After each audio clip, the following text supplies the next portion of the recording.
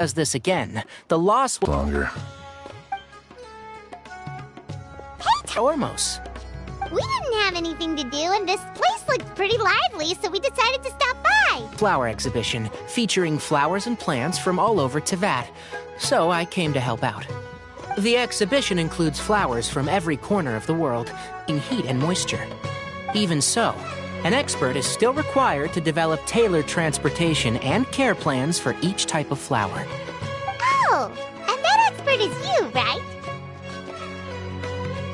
Not this time, no. I'm just here to help out. The expert in charge is someone else. Mr. Tainari! Sanjay! He confused the poisonous bulbs with garlic shoots, and he ate them! Never mind. Forget about what I said about the food expenses. Apologies, Traveler, Paimon. Looks like I've got something to take care of. I'll be back in just a moment. Tainari's busy no matter where he is, huh?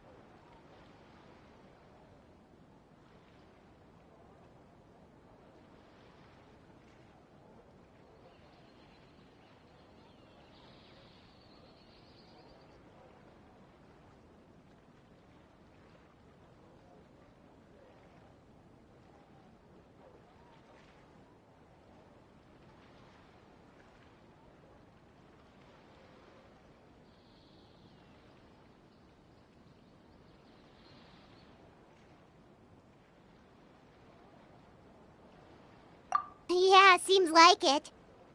Hey, don't look at Paimon like that! Paimon is super careful about what she eats. Well, looks like Tainari might be busy for a while. Let's take a look around the port in the meantime.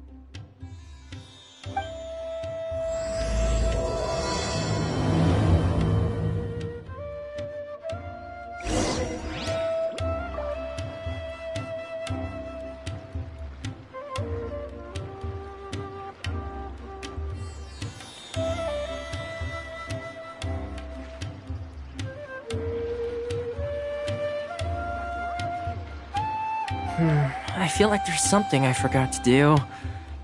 I tidied the courtyard, put the tea on. It's probably just my mind playing tricks on me.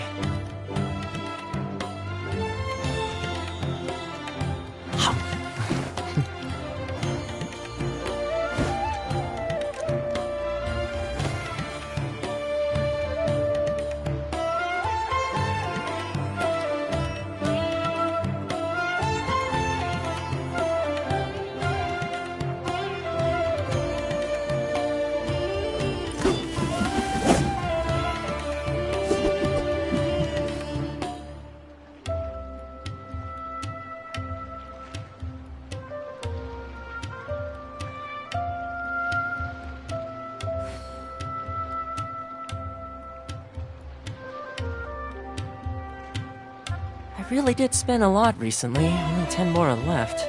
Still, 10 more is better than no Mora.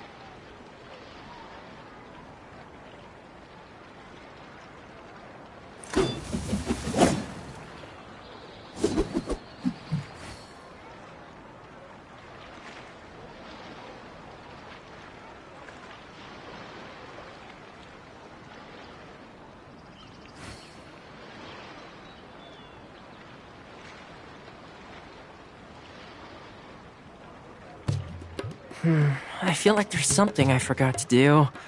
I tidied the courtyard, put the tea on.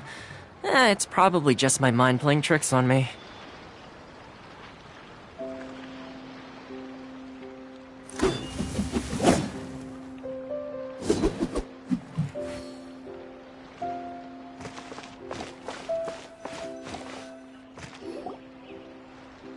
Wow, look at these flowers! They smell so...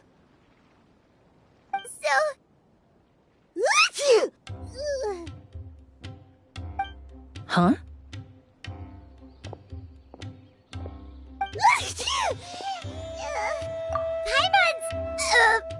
Fine. She's just got a little...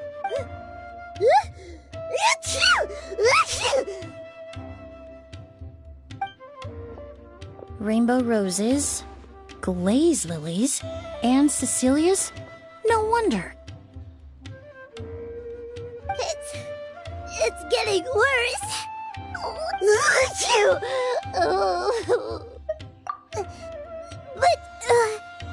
But I was fine just a moment ago.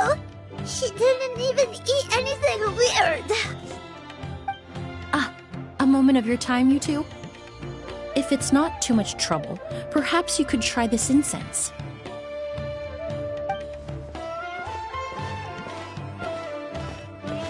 Incense? Oh, the scent is so nice! Wait! Whoa, that was fast! Paimon doesn't have to sneeze anymore! Think nothing of it. From your attire, I imagine you two aren't from Sumeru either.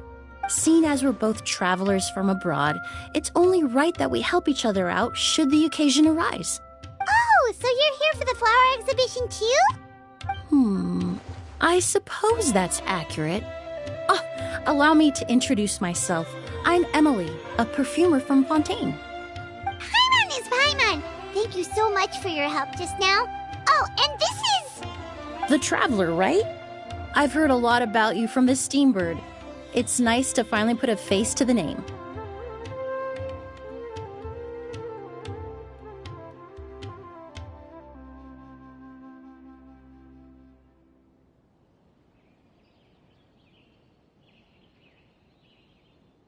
What happened back there? Why did Paimon start sneezing all of a sudden? Have you ever heard of hay fever?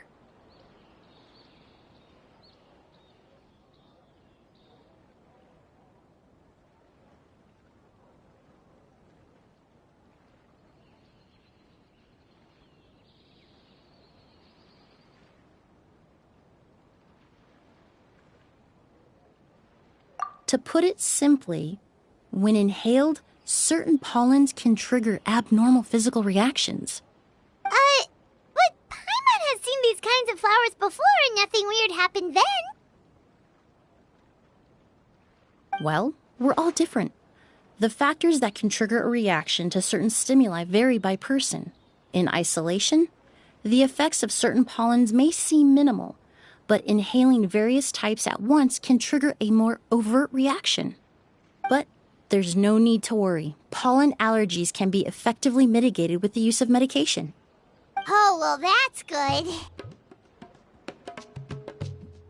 Traveler, Paimon, there you are. Is everything all right? I left in such a hurry, I forgot to warn you about all the pollen in the air.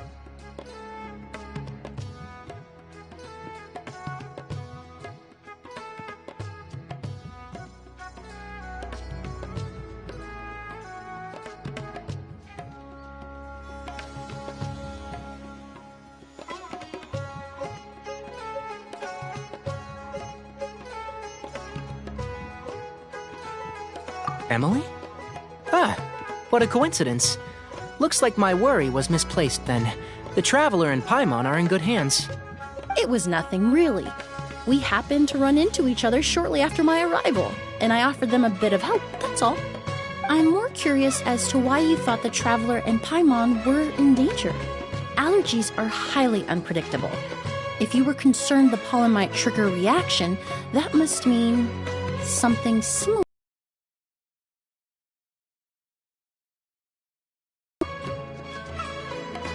Remember the first time we met? You fainted after inhaling Spirit Borneal. The Spirit Borneal didn't affect Paimon at all, and now she's the one suffering. It makes no sense. It's not really something you can make sense out of, Paimon. There are all kinds of allergies out there, caused by a variety of different factors. Some people are even allergic to almonds. It's not something you can generalize.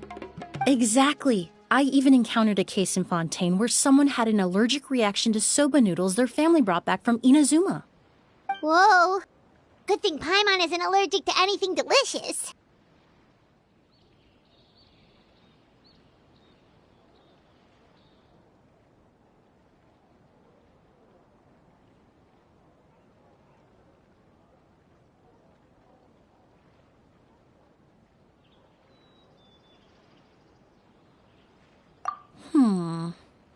In a manner of speaking, although you could say the patients I deal with are rather unusual. In addition to medicine, Emily is also very knowledgeable about botany. She's taught me a lot about the native flora around Fontaine. And that's where my expertise ends, I'm afraid. When it comes to breadth of knowledge, Tainari certainly comes out on top. A flower expert? Oh, Paimon's got it! You must be the expert Tainari mentioned, the one in charge of the exhibition! Wrong again, I'm afraid. Well, I did come for the exhibition, but only to inquire about the Auguste variety. I'm not involved in any official capacity. Oh, Paimon was sure she got it right this time.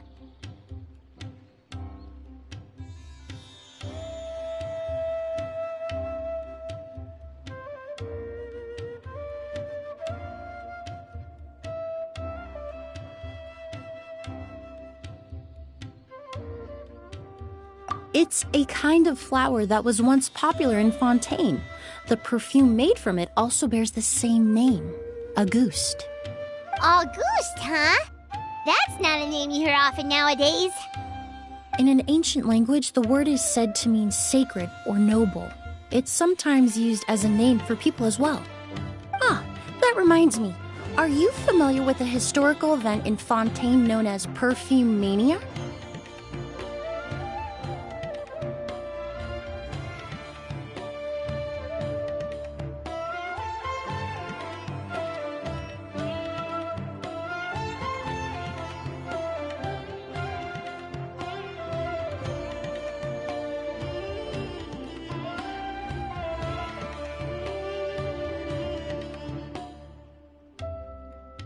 Perfume Mania was an event that occurred in Fontaine nearly 20 years ago.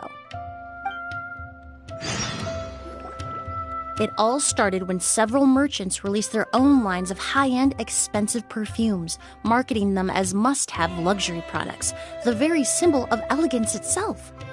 No one anticipated the absolute frenzy this would create on the market, causing the price of perfumes to skyrocket. The demand was twofold. What some saw as a status symbol, most saw as a money-making opportunity. You could take advantage of the soaring price by hoarding them and reselling at even higher margins. The value of these products became so inflated, regular bottles of perfume were even going for hundreds of thousands of mora. This resulted in countless disputes and scams. But at the end of the day, perfume is just perfume. The market value greatly exceeded the intrinsic worth of the product, creating an economic bubble that was never going to last. Luckily, the Palais Mermonia recognized the danger and intervened before the craze could truly spread. Many profiteers and scammers were thrown in jail as a result. In the end, only a few wealthy families were affected when the bubble popped.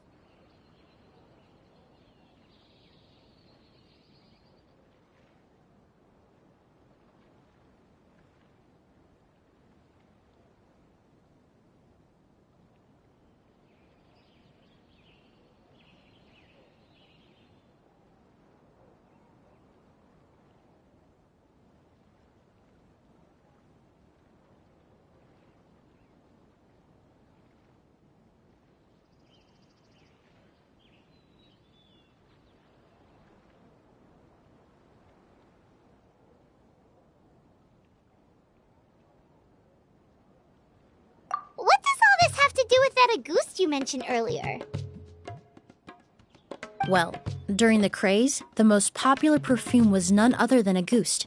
The demand far exceeded the supply, to the point where it once sold for 10 million mora a bottle. 10 million? Then what about now?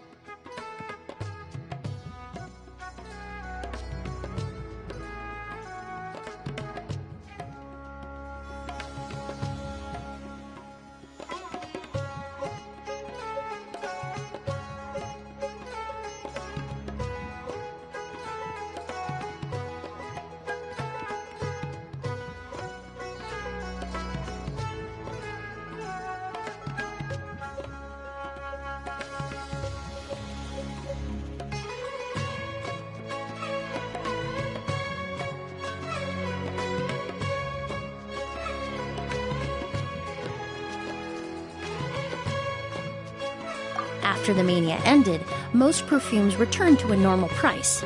Auguste was the only exception. Its namesake, the flower used to create it, went extinct. As a result, no new bottles of Auguste have been made, and the value of the perfume remains exceedingly high.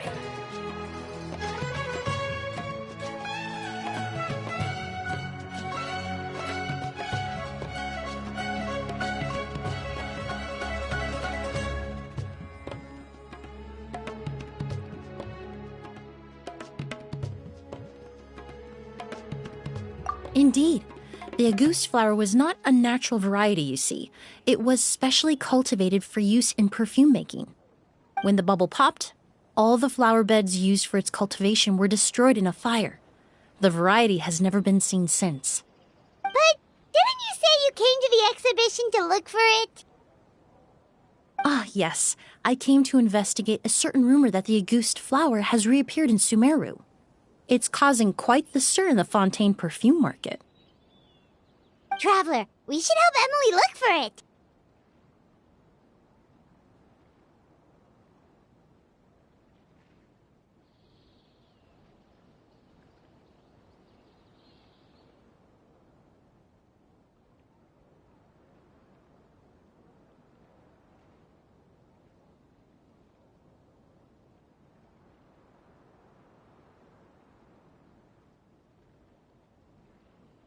I have to agree. Emily wrote me to ask if I could look into the rumor, but the forest rangers haven't received any reports of new plant species recently. Even if I can locate the flower, I'm afraid you'll be disappointed, Paimon. I don't have any grand Mora-making endeavors planned. Divine, noble, one of a kind, all beautiful sentiments to be sure, but to me, they overshadow the very essence of the product. When it comes to perfume, I want people to forget the price and the prestige and focus on the beauty of the fragrance itself. Wow, so noble. Of course, there's also a more practical reason. In recent years, low-grade counterfeit versions of Auguste have been popping up on the Fontaine perfume market. Every so often, someone will claim to have recreated the unique scent of Auguste, and the rumor mill will start comparing the counterfeits to my own work. Okay, that's more like the reason Paimon had in mind. Ever since that rumor started, 3 new perfumes claiming to be made from the Auguste flower have appeared on the market. If I can dispel the fanaticism surrounding Auguste, even just by proving the rumor to be false, Fontaine's perfume market can finally start to get back to normal. Then I'll be free from all the stories and added meaning and just focus on making what I like. That makes sense.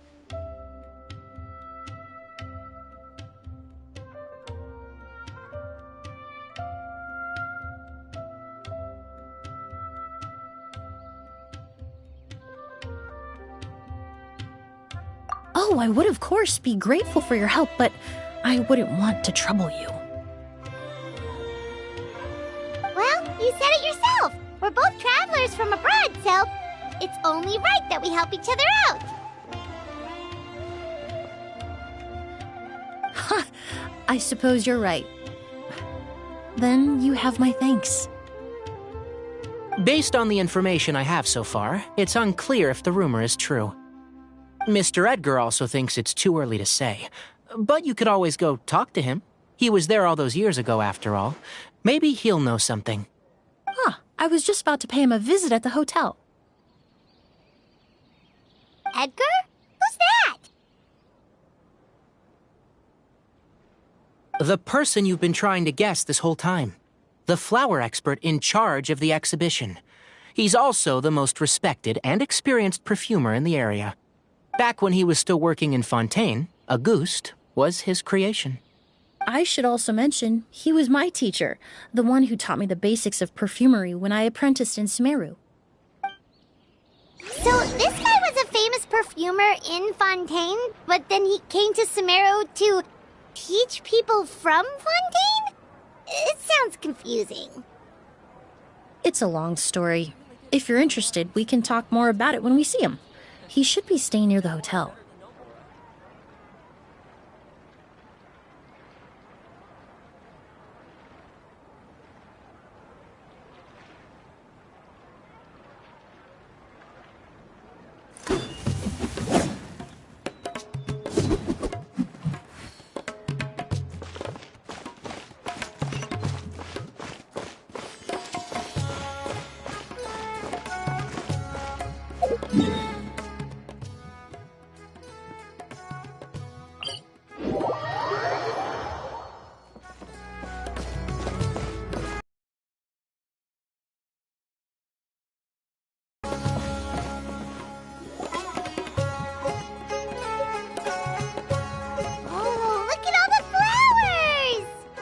Apparently, the exhibitor paid a large sum to rent out the hotel and surrounding buildings. They're being used as temporary storage facilities and lodging for exhibition personnel. Yeah, what if guests come early? They won't have anywhere to stay. Also, renting out this big of a hotel, how are they going to make that more back?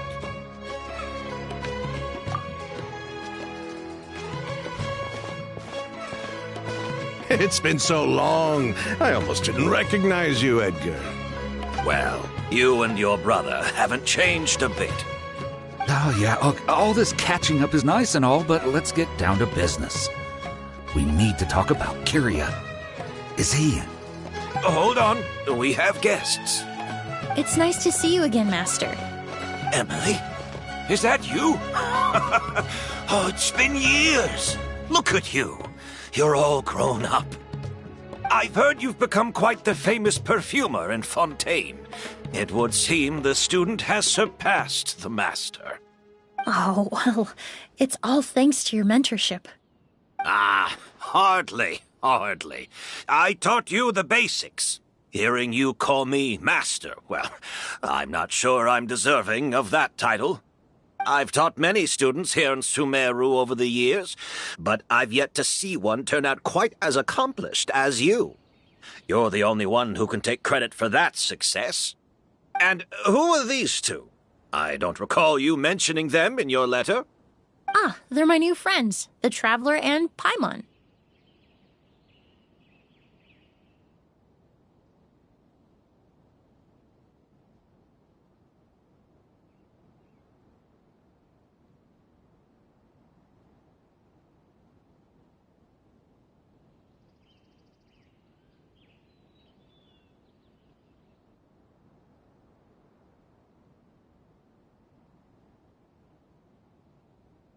Emily's friends.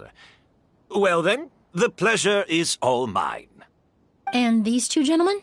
Are they friends of yours, Master?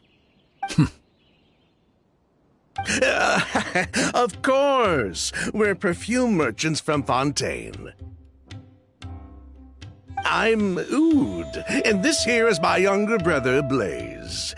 Edgar and the two of us are old friends. Isn't that right, gentlemen? Yes. Merchant brothers?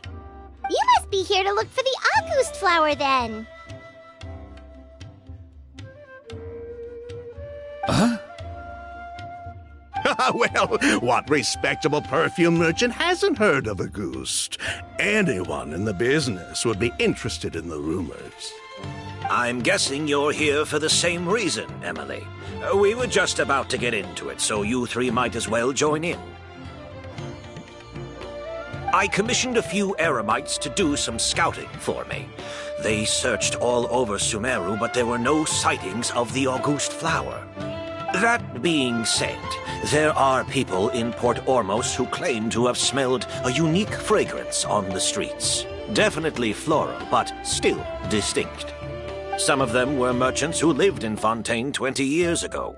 According to them, the fragrance smelled exactly like the August they remember from back then.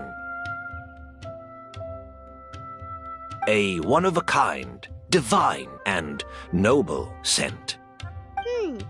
Maybe someone around here just happens to have a bottle of August from back then. No, I don't think so. I doubt that's the case. Even if someone had a bottle that was never opened, the fragrance of the perfume would have changed over time. Very few perfumes can go decades without a change in scent. Auguste is even more prone to that kind of shift. Only a few bottles still exist in Fontaine, and their scent would have completely degraded by now. Although, could there be a flower out there with a similar fragrance? Or in accord with the same base notes? Impossible! If Auguste were that easy to replicate, it would never have sold for such a high price all those years ago. The Auguste flower is back. It has to be. Technically speaking, the scent wouldn't be impossible to imitate. Well, let's table that question for now. Edgar, did any of those people mention where the scent was coming from? No. By the time they realized they had smelled something, the scent was already gone. If I hadn't asked about it, they probably wouldn't have given the experience a second thought. Compared to things we see and hear, smells can be much easier to overlook. It almost sounds like someone wearing the Auguste fragrance passed them on the street. Wait, are you saying... Just thinking out loud. Don't pay me any mind. We don't have much to go off of right now, but we can't rule out that possibility. I'll send some more people to investigate. You all traveled so far to be here. Why don't you rest in the hotel for a bit? Oud, Blaze, this is the key to your room. Ooh, you've got the keys to the rooms? Do we get free lodging too? My apologies. All the rooms in the hotel are accounted for, I'm afraid. Most are being used for storage ahead of the exhibition, you see. I managed to tidy up one of the rooms for these two at the last minute, but by the time Emily wrote to me, there was no more space left for her to stay. Oh, and we just showed up out of the blue. Guess that means there's definitely no space for us. I should have been more considerate. Here I am with an entire hotel at my disposal and no place to offer you to stay, even after you made the trip all the way to Sumeru. Don't worry, Master.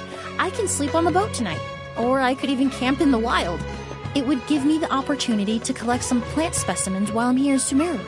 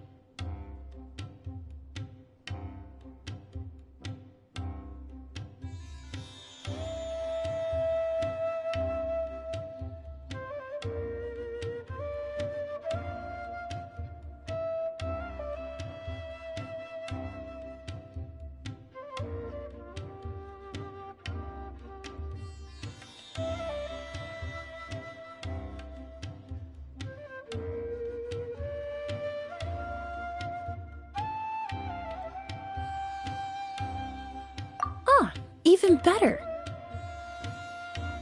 Although, would it be possible for me to leave some of my luggage here? It would be rather cumbersome to take it camping. It shouldn't take up too much space. Well, about that.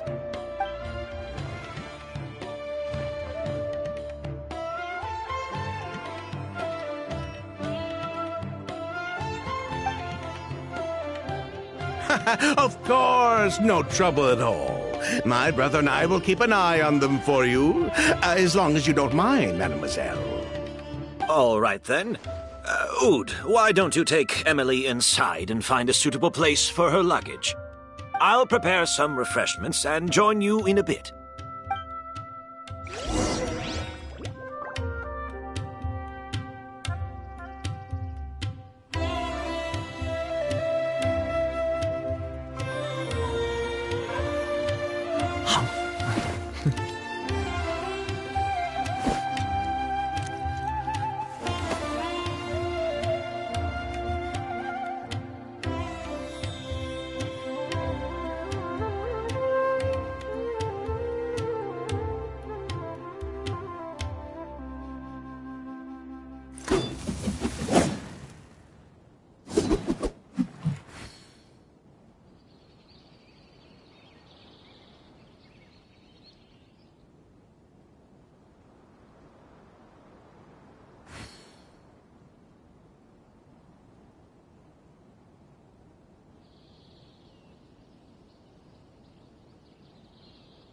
Hey, how about we go for a nice meal sometime? My treat, of course.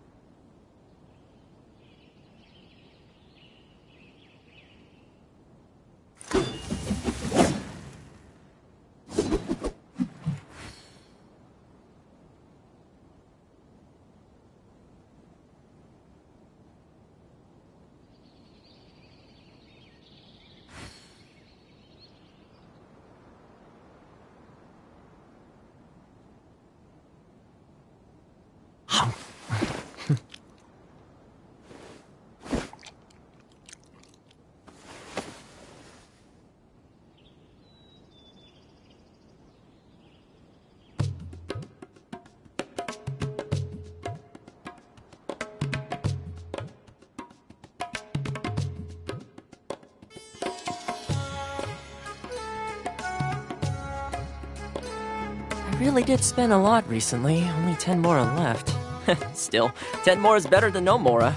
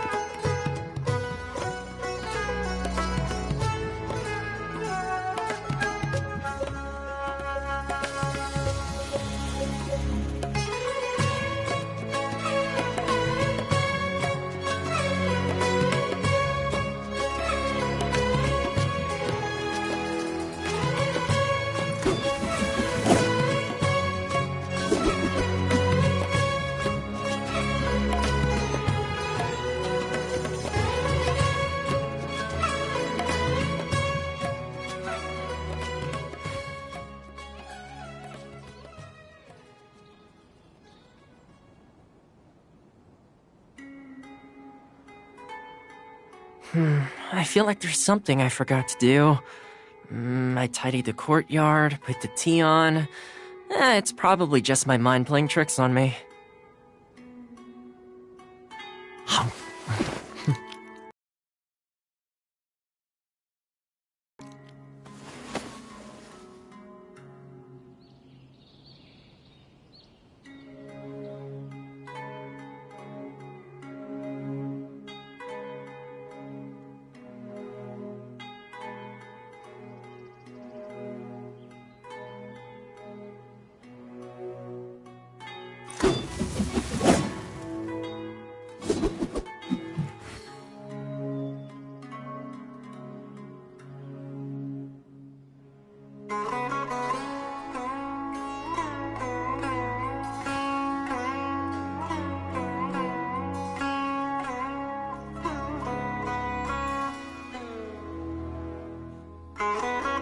I really did spend a lot recently, only 10 more are left. Still, 10 more is better than no more.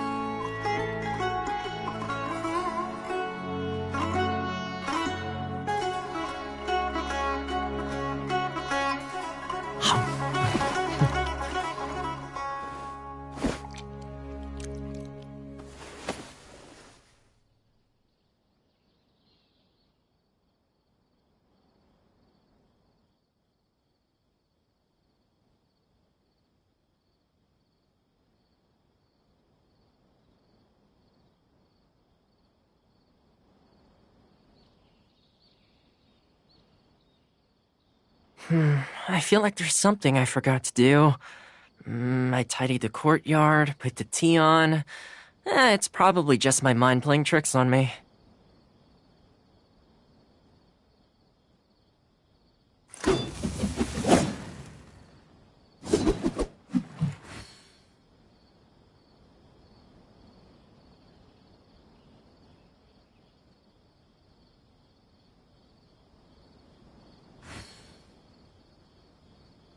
Hey, how about we go for a nice meal sometime? My treat, of course.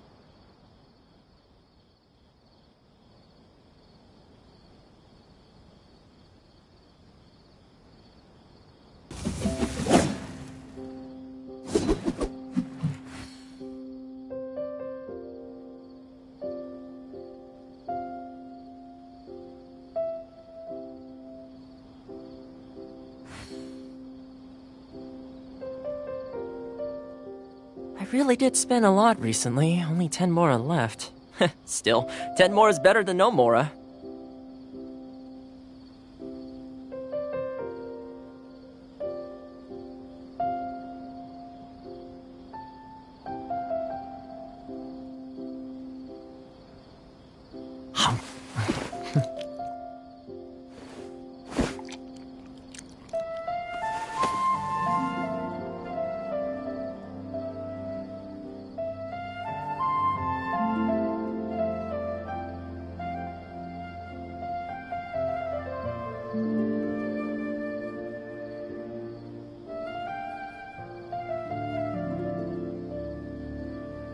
Hey, how about we go for a nice meal sometime? My treat, of course.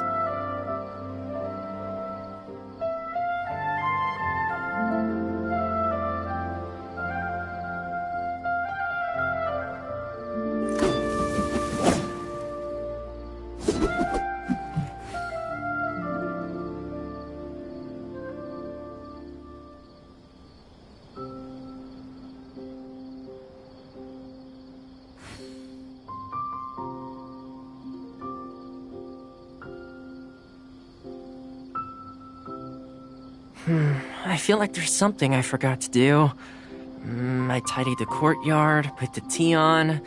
It's probably just my mind playing tricks on me.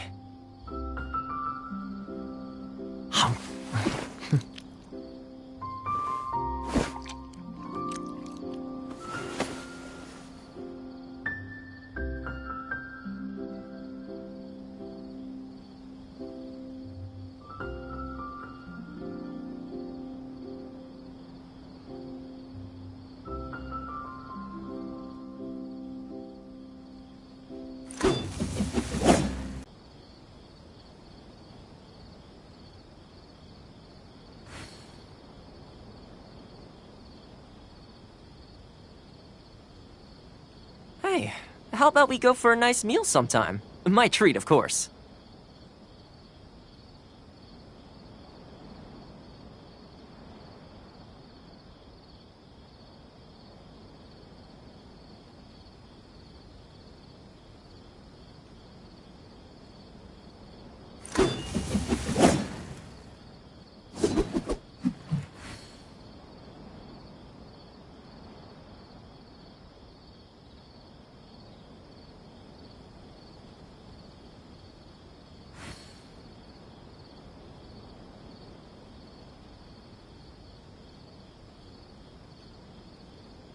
really did spend a lot recently. Only 10 mora left. Still, 10 more is better than no mora.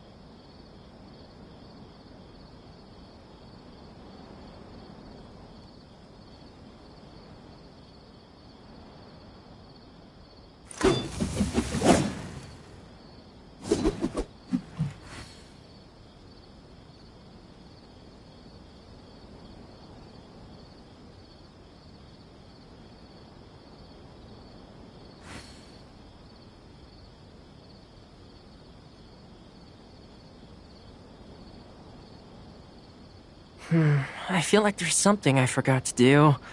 I tidied the courtyard, put the tea on. It's probably just my mind playing tricks on me.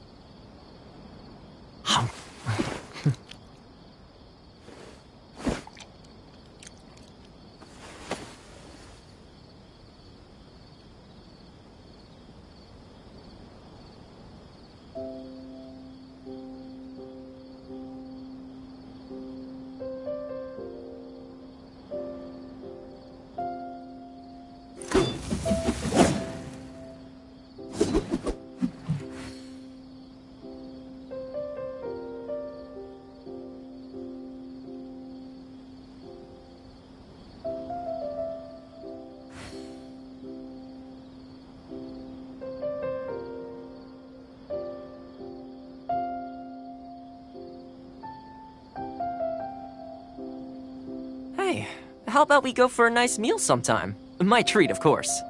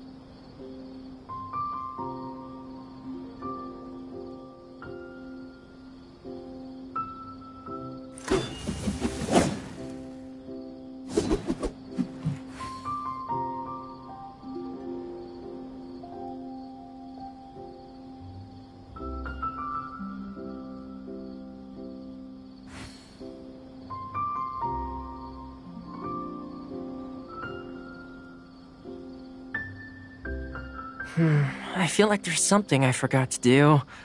I tidied the courtyard, put the tea on. It's probably just my mind playing tricks on me.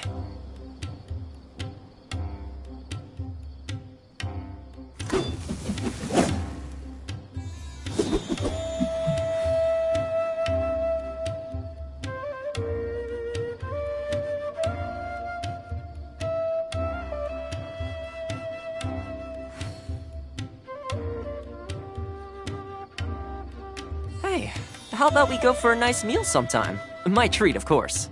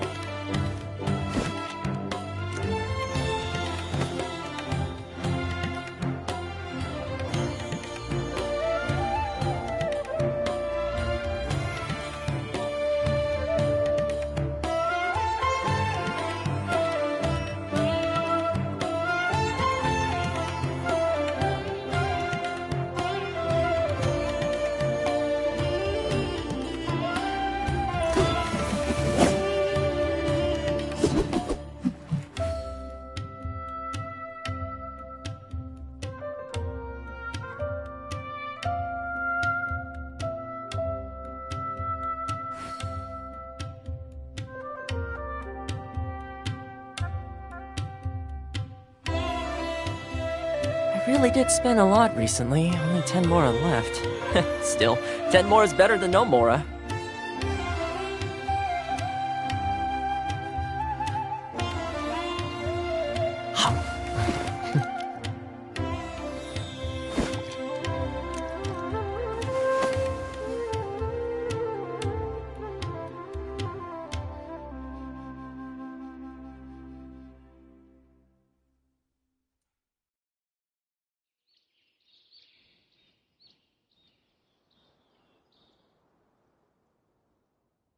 Hey, how about we go for a nice meal sometime? My treat, of course.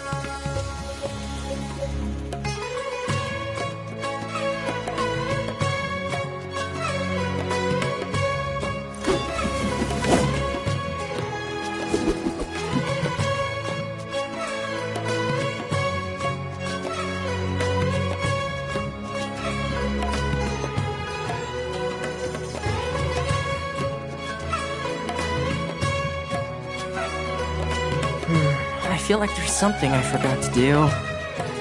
I tidied the courtyard, put the tea on. It's probably just my mind playing tricks on me.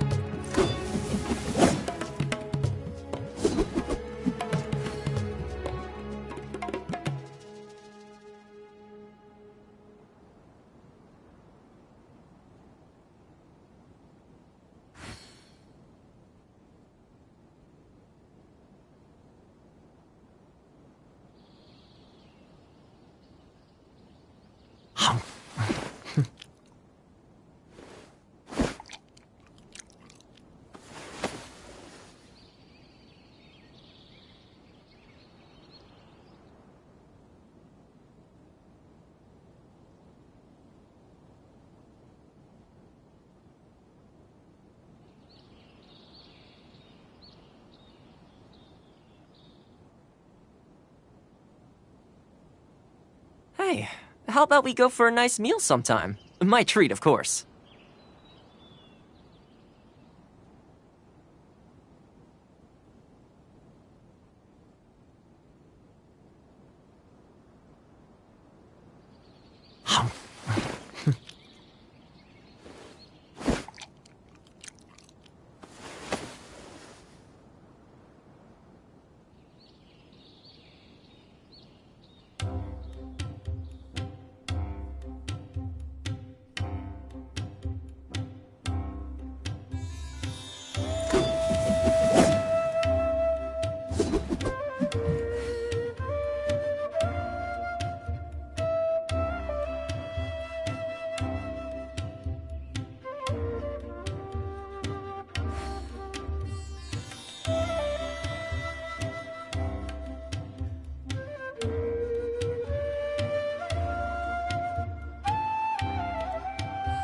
I really did spend a lot recently. Only 10 more are left.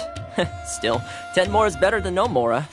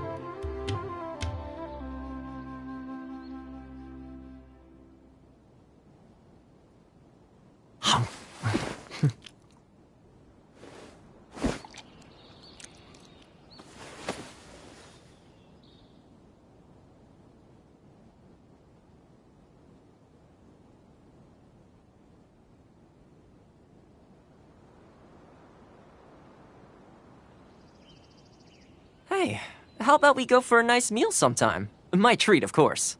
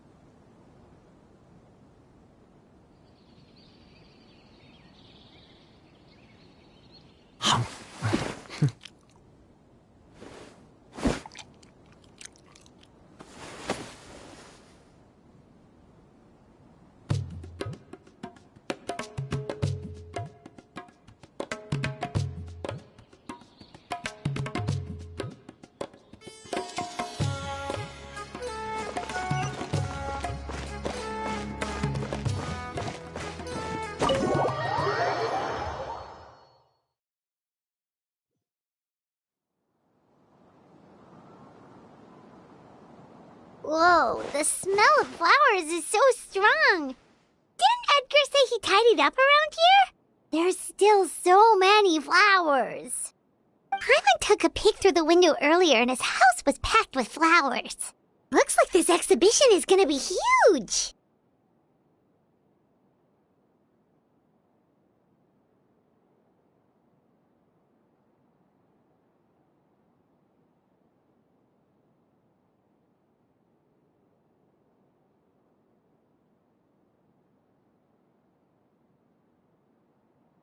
No, that's a florist thing. We work closely with the essential oils of various plants, but to maintain a sharp sense of smell, most perfumers prefer to keep their homes free of strong odors. Oh, guess there's just too much to store for the exhibition then.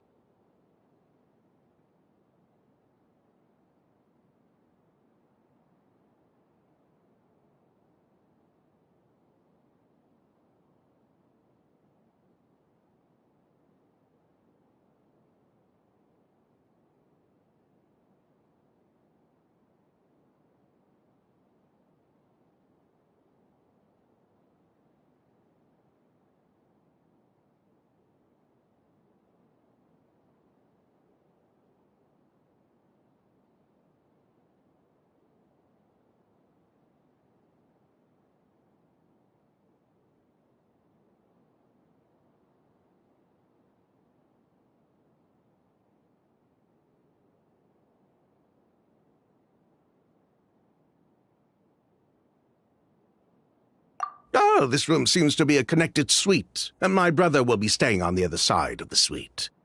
Blaze, while you're out, why don't you bring our luggage over as well? Dun,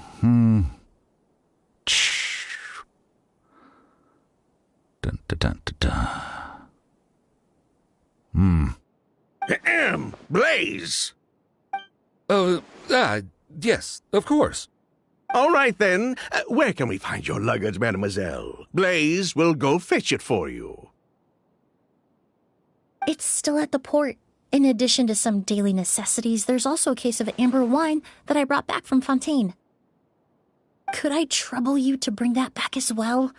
It would be the perfect way to repay you for your hospitality. How generous. I should thank you on my brother's behalf. You've stumbled upon his weakness. He's aloof about most things, but alcohol is his one true love. Is that so?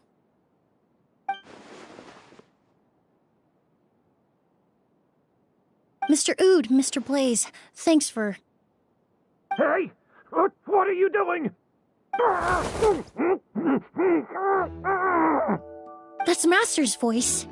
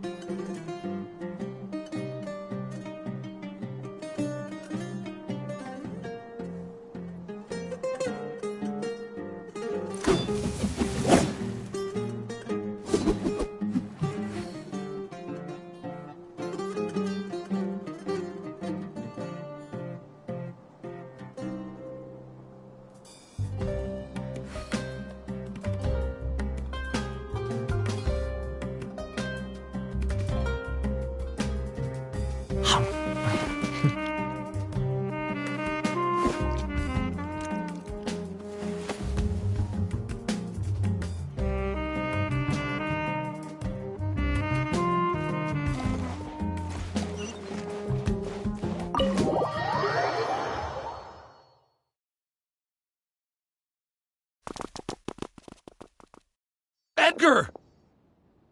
Master! Hey, Edgar! Are you all right? Can you hear me? Who did this? Kyria. August.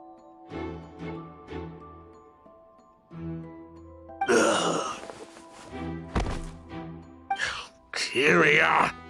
Hey, Edgar? Edgar! No, don't shake him. He's injured. Just leave him to me. You two can...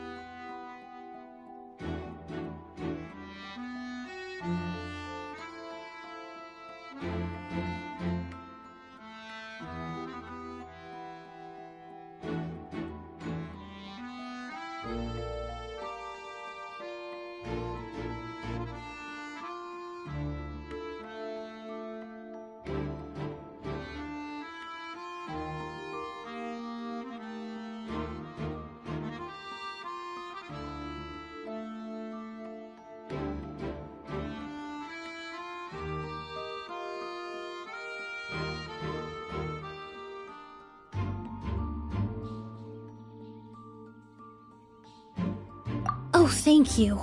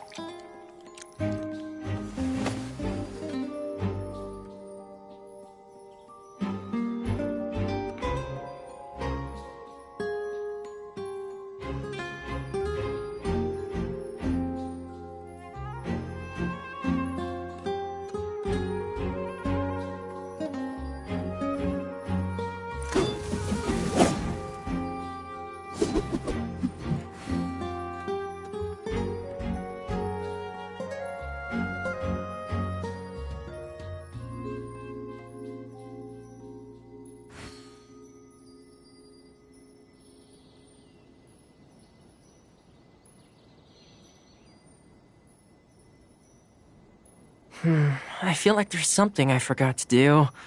I tidied the courtyard, put the tea on. It's probably just my mind playing tricks on me.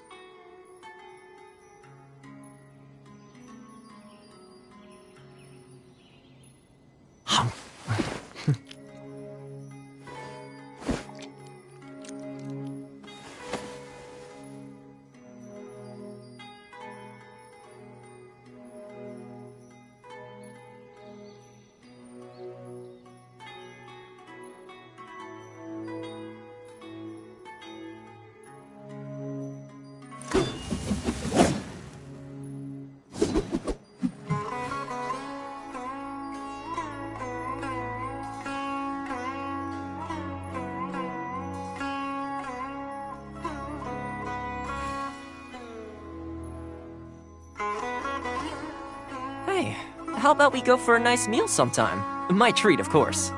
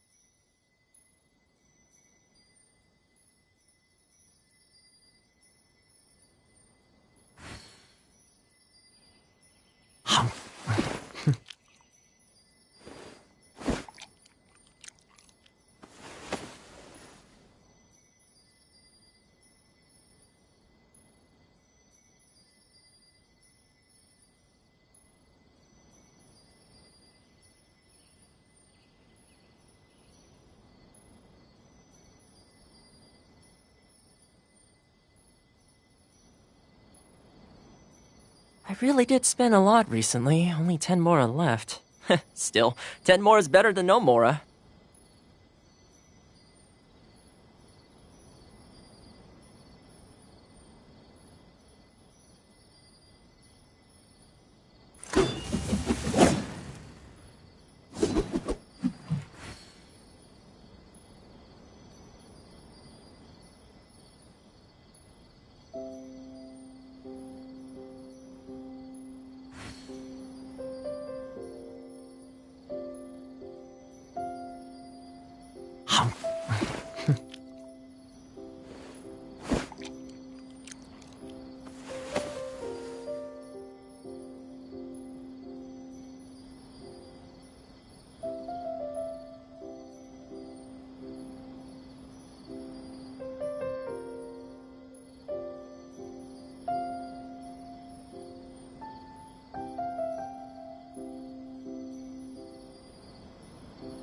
I feel like there's something I forgot to do. I tidied the courtyard, put the tea on. It's probably just my mind playing tricks on me.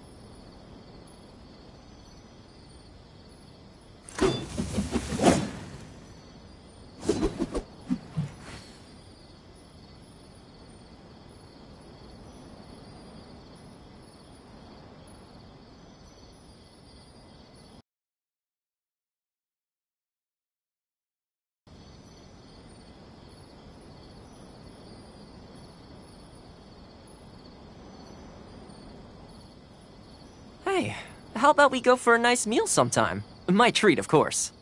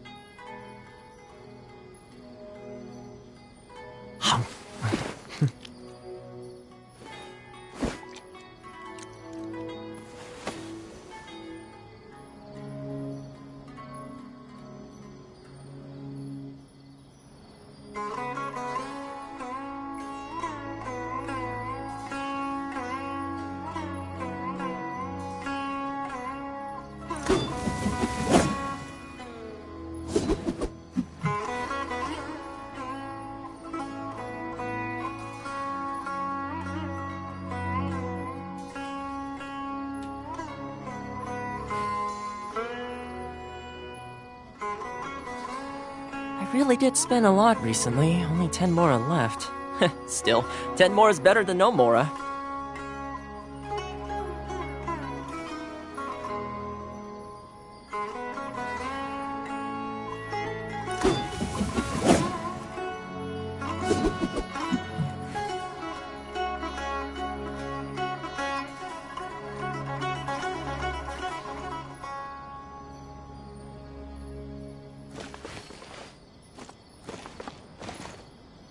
Skin is flushed, pupils are dilated. But he's still breathing.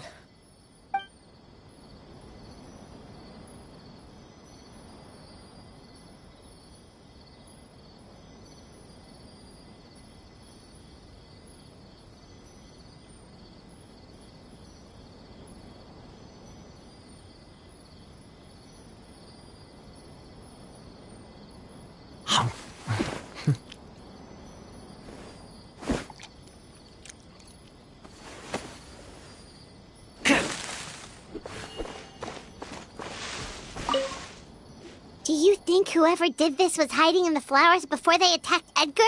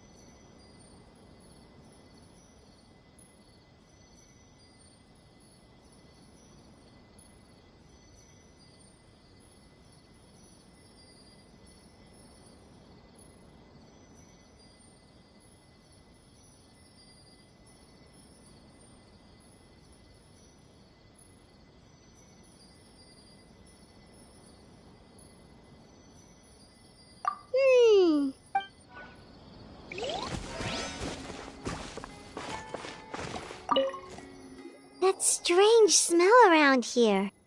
Is it coming from this bottle?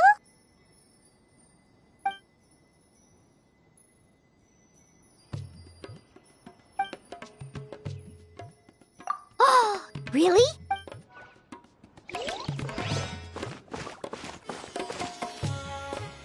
I checked. It doesn't look like anyone passed through here. Oh, but that's impossible. It's not like that kid can just grow some wings and fly away. Oh, the culprit, I mean. It's not like the culprit could have just disappeared into thin air.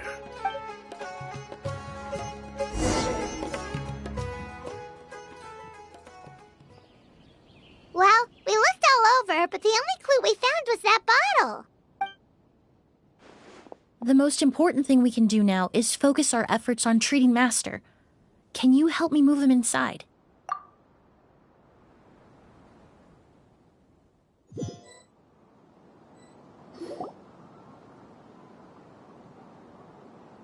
So, how's he doing? When I administered emergency treatment, I discovered a residue in his nose and mouth. Master was most likely forced to ingest a certain liquid. He's still unconscious, and inducing vomiting could obstruct his airways. We'll have to look into other clues for now.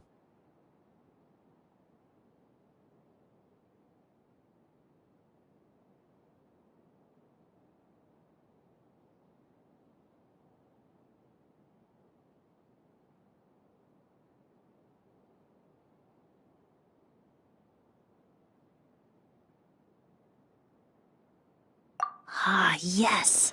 The scent is the same, but the chemical composition is still unclear. We'll have to do further tests to determine if it's the same liquid and how toxic it is to the human body. But first, I do believe there are two people who could shed some light on the situation. Mr. Sylvain, Mr. Lucien. Wait, you know... Hey! Were you talking to us, mademoiselle? I'm afraid we'd never heard of those names before. Before arriving in Sumeru, I asked a friend from the Special Patrol to look into the creators of Auguste. There were 4 people in total. The perfumer, Edgar, the one thrust into the limelight, and 3 others. A researcher from Sumeru responsible for cultivating the Auguste flower, and 2 merchant brothers responsible for promoting the product on the market. The 2 brothers capitalized on the mythos surrounding Auguste. Their actions lured in numerous speculators and profiteers, inflating the price of Auguste even further. In the end, they were sent to the Fortress of Meripede for falsifying their accounts and destabilizing the market. If you do the math, they should be out of prison by now. And what does that have to do with us? There are countless merchant families in Fontaine. You gonna accuse them of being criminals too? Every time your brother called you Blaze, it took you several seconds to respond. But when I called you Lucien just now, the name registered immediately. Ah, Miss Emily, out of respect for your position as a famous perfumer in Fontaine, I'm inclined to believe that was simply a poor attempt at humor. You have a bright future ahead of you. You wouldn't want to develop a reputation as someone who throws around false accusations, especially among merchant circles. You claim to be regular perfume merchants, and yet, when I brought up amber wine, you took it to be alcohol. What?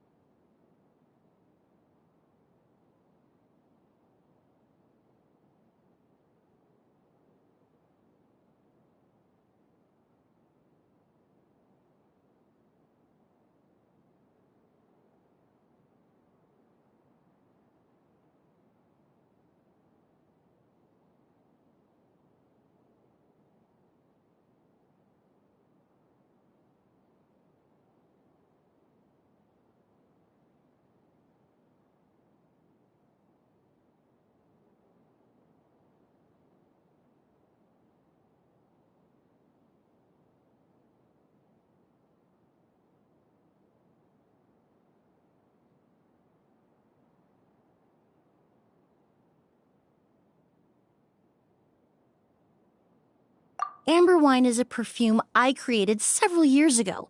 It wasn't particularly renowned, but I'm certain any respectable perfume merchant in Fontaine would know of it. Unless, until recently, they were living somewhere completely cut off from the perfume world.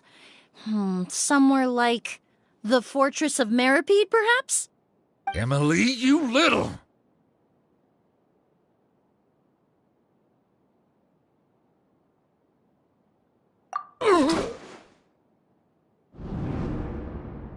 Don't misunderstand, Mr. Sylvain. I don't bring this up to criticize you. No matter what happened all those years ago, the court has already passed its judgment. But Master's life is in danger. We need to learn whatever we can about the person who has done this. If Master's attack had something to do with Auguste, I would imagine the two of you might also be in danger. So I'd like to trouble you for some information, if I may.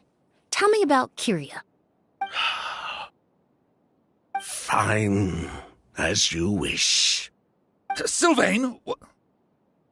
Lucien, if this will help us find Kyria, then it will be all worth it. Besides, we've already told most of the stuff to the Maison Orally anyway.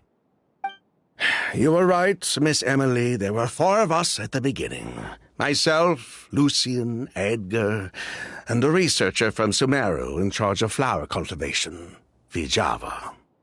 Sometime down the road, the Marechaussee Phantom came knocking, saddled us with a list of accusations, and started looking into our books.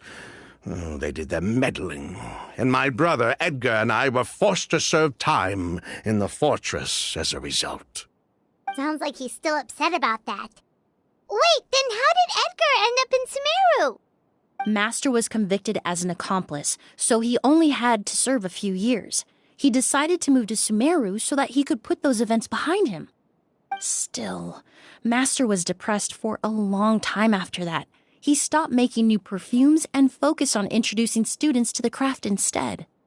That's how I met him. My parents had to relocate to Sumeru for work when I was a child, so I had the chance to study under him for a little while.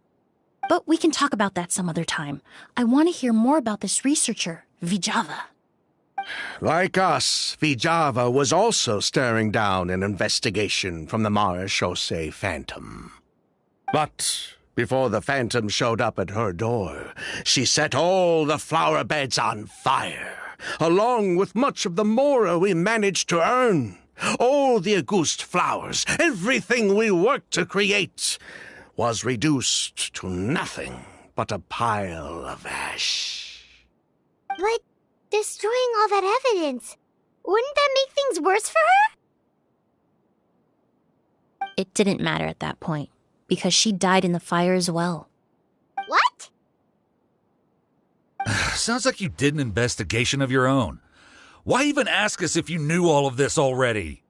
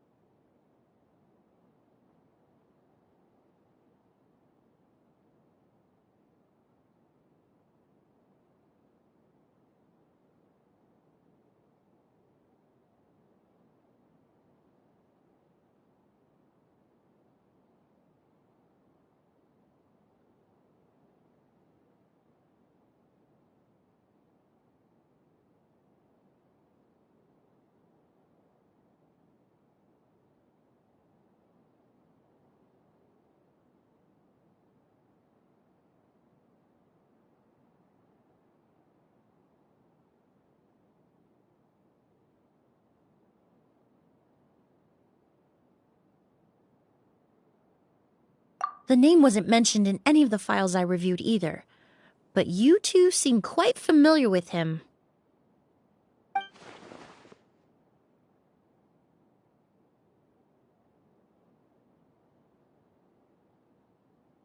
Kyria was Vijava's younger brother.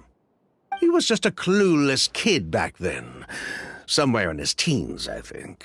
He helped his sister with her work sometimes, but that was pretty much it.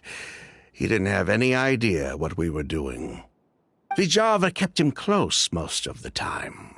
The three of us were probably... Operation was compromised. He disappeared.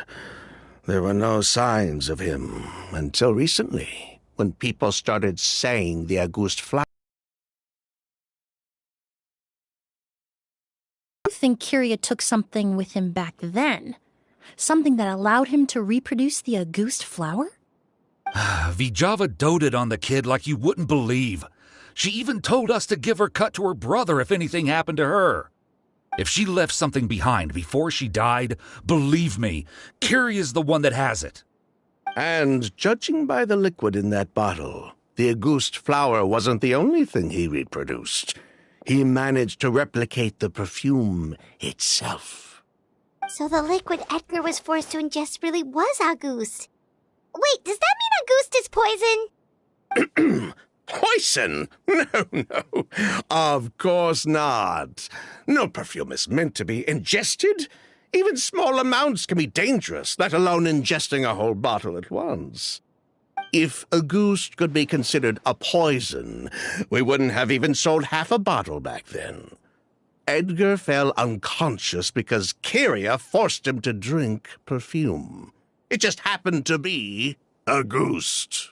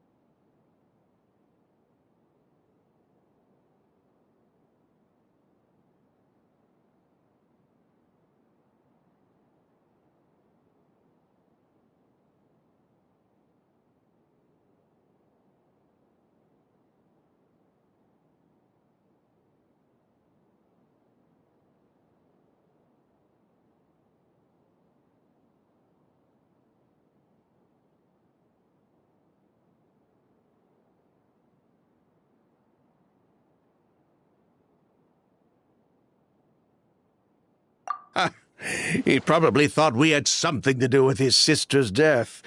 But to tell you the truth, I have no idea why she did all that. We're not looking for Kyria because we have it out for him. We just wanted to see how he was doing. And, if possible, work together to bring back Auguste. We only went to prison for a bit of fraud and market manipulation. It had nothing to do with the product itself. As long as we keep things honest this time around, bringing the product back to market would almost be like honoring his sister's memory. So that's why you never mentioned Kyria during your interrogation? Yes, exactly. We were just looking out for the kid. Anyway, that's all we know. If you're looking for information on what's in Auguste, or what to do if you ingest it, there are only two people to ask. Edgar or Kyria himself. Well, at least we're able to say for certain that the substance Edgar ingested was in fact Auguste. That gives us a direction for further testing. Well then, I'd say that was a very enlightening discussion. Well, glad to hear it. Lucian, let's head back to the room and rest a bit. With everything that's happened, there are things that need reconsidering. Yes, of course.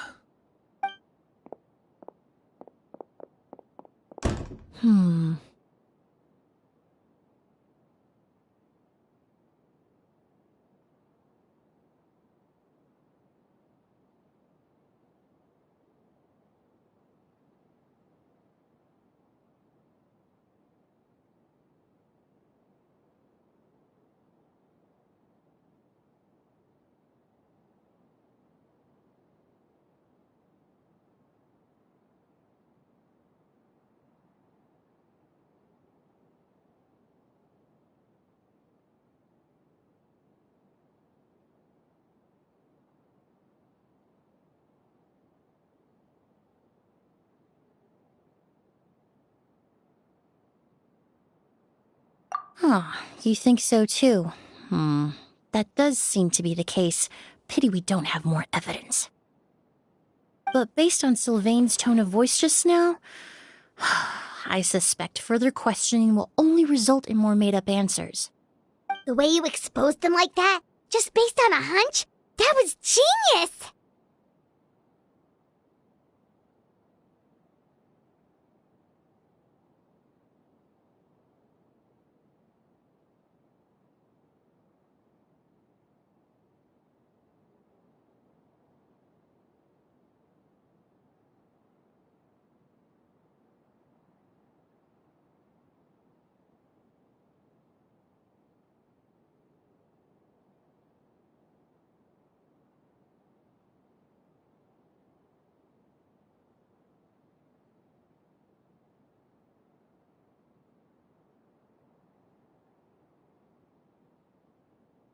Oh, right!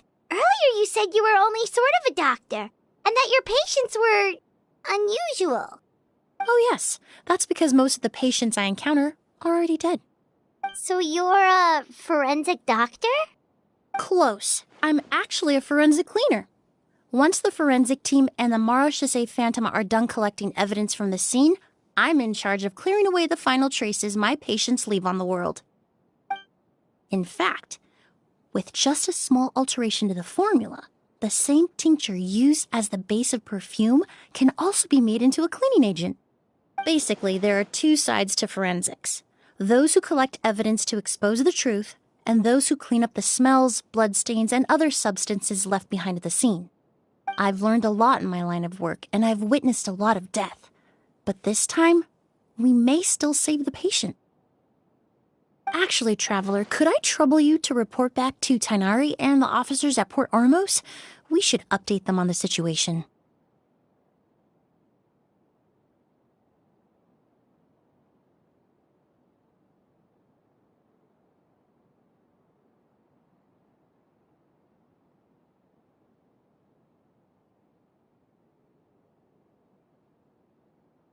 I'll stay here and continue to look after Master. Now that we have a sample of Auguste, I'm hoping further analysis won't be too difficult.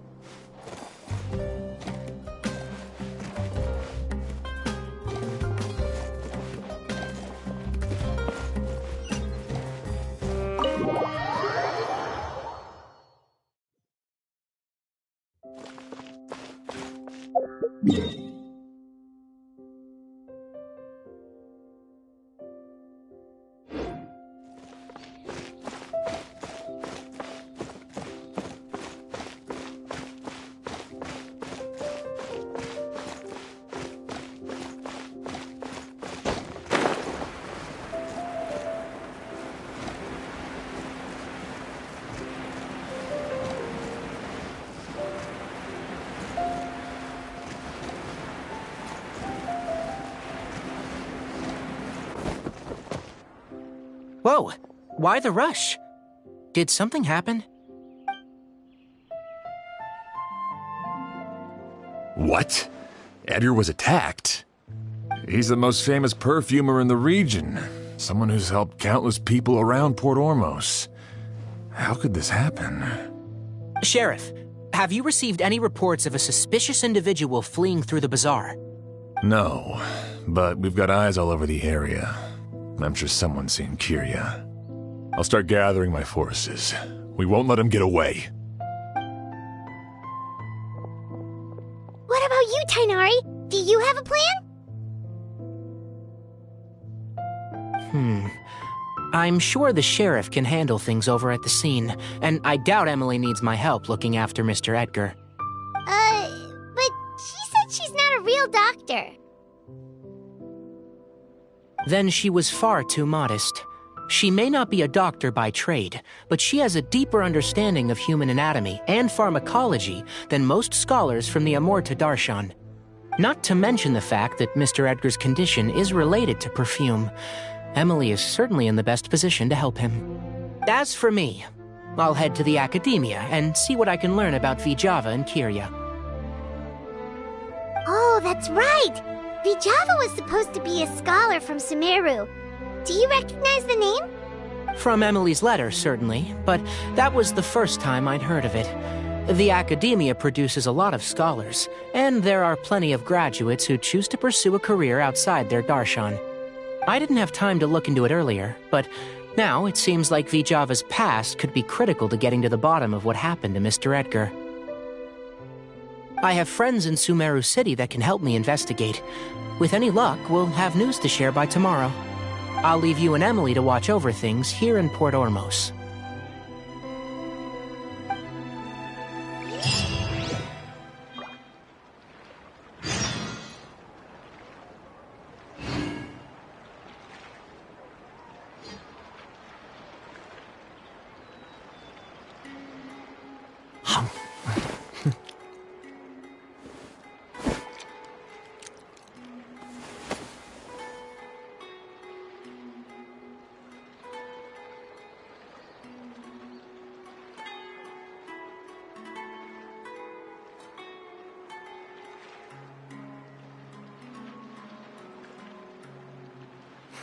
I feel like there's something I forgot to do. I tidied the courtyard, put the tea on. It's probably just my mind playing tricks on me.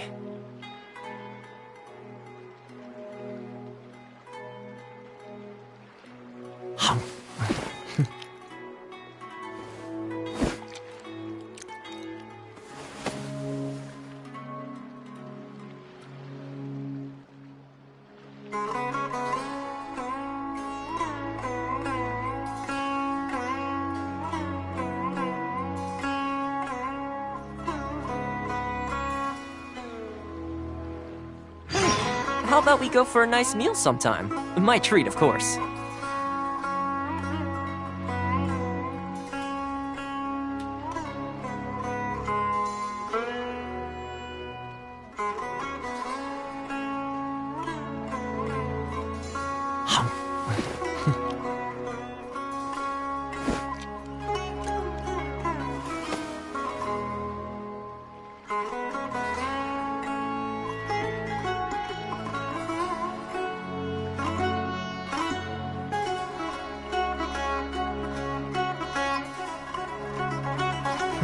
I feel like there's something I forgot to do.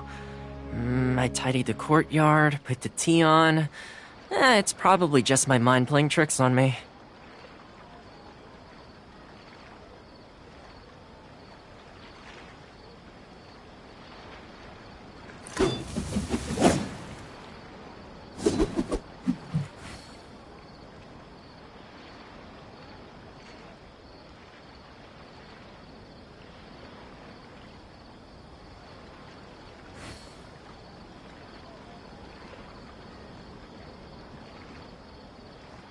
I really did spend a lot recently, only 10 mora left.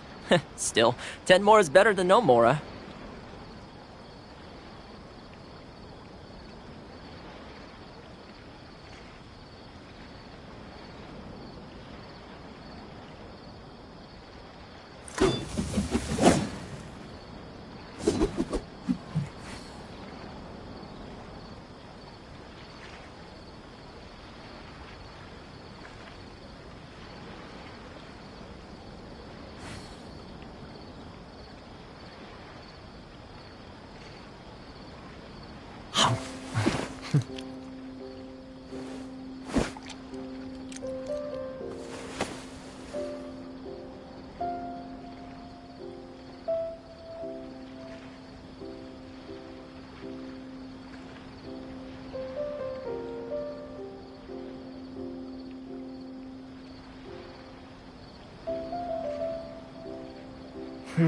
I feel like there's something I forgot to do. I tidied the courtyard, put the tea on. It's probably just my mind playing tricks on me.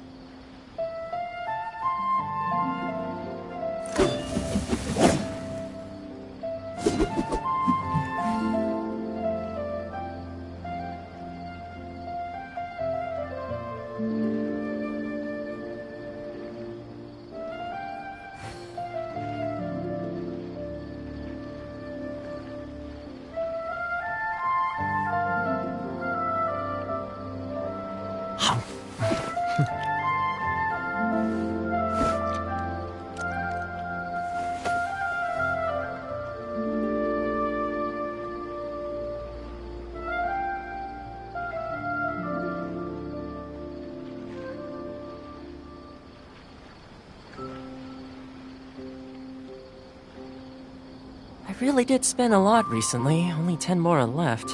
Still, 10 more is better than no mora.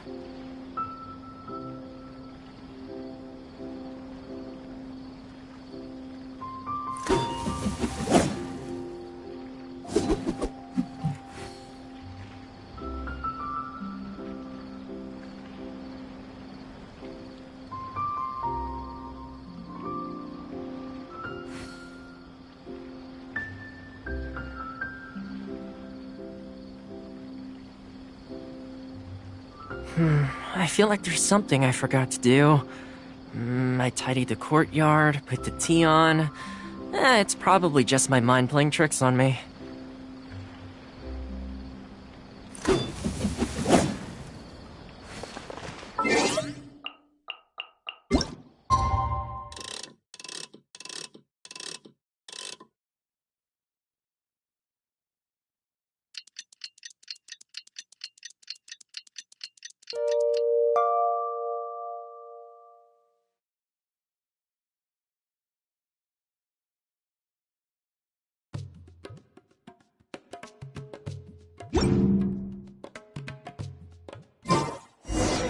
Well, it's been a day.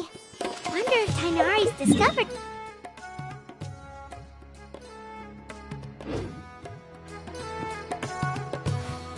But things weren't looking good with Emily's master yesterday. We should check on things at the hotel first.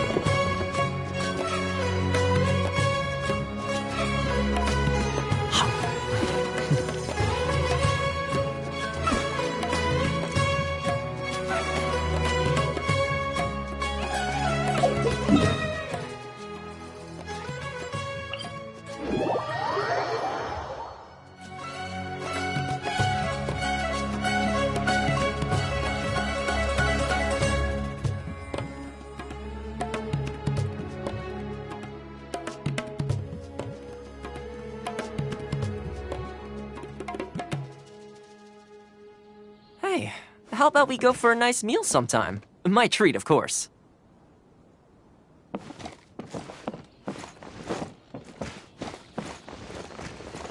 Take care, everyone.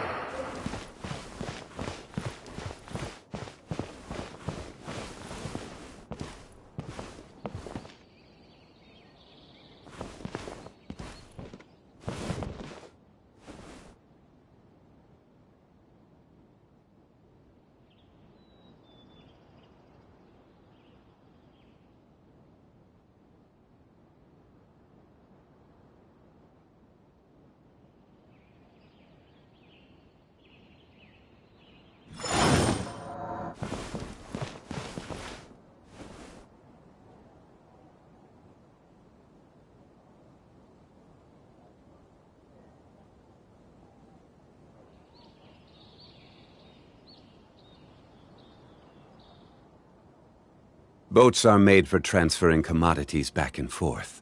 And those that come across Lior tend to stay a while. So it is where many things come to settle.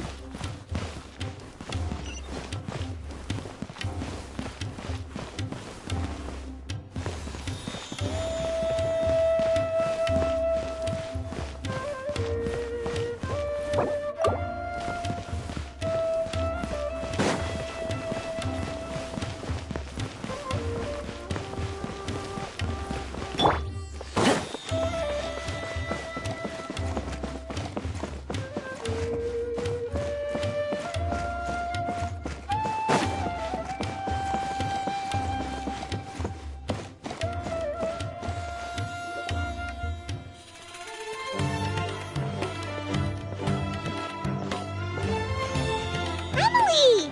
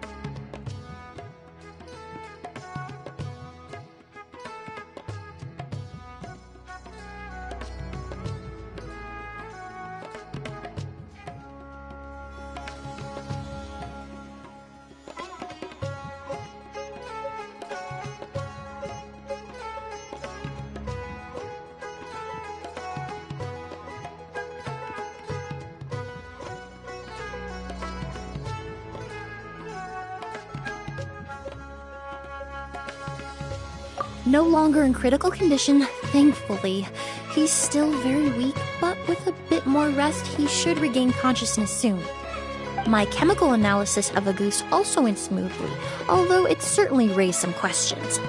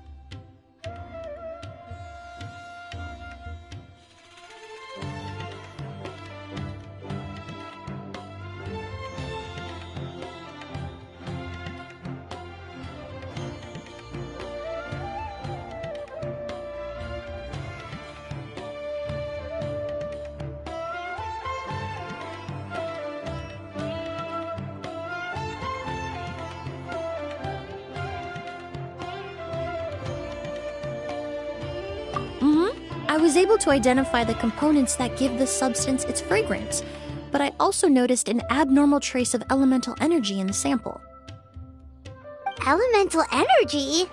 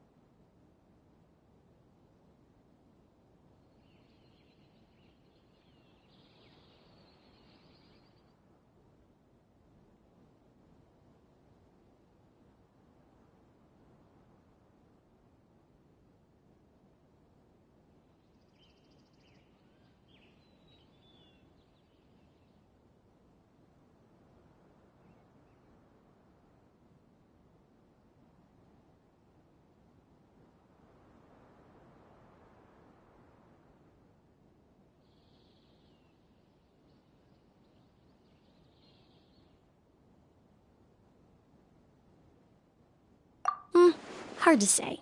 It was such a minute amount, proportionally speaking, like mixing a single drop of perfume into the ocean. I had to use one of the newest tests developed in recent years to even detect the traces present in the sample. Unless you were abnormally sensitive to elemental energy, I doubt it would have any effect, even if you use the product every day for 10 years.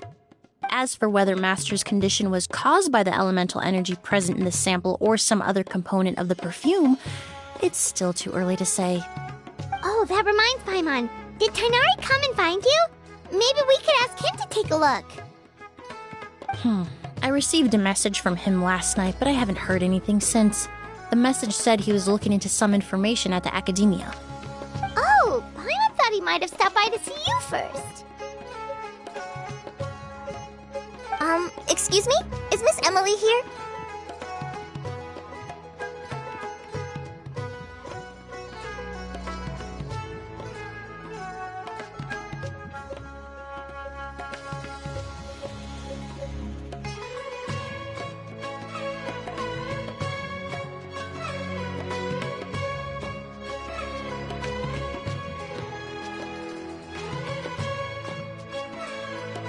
Oh, perfect! Familiar faces! Traveler, Paimon, you're here too!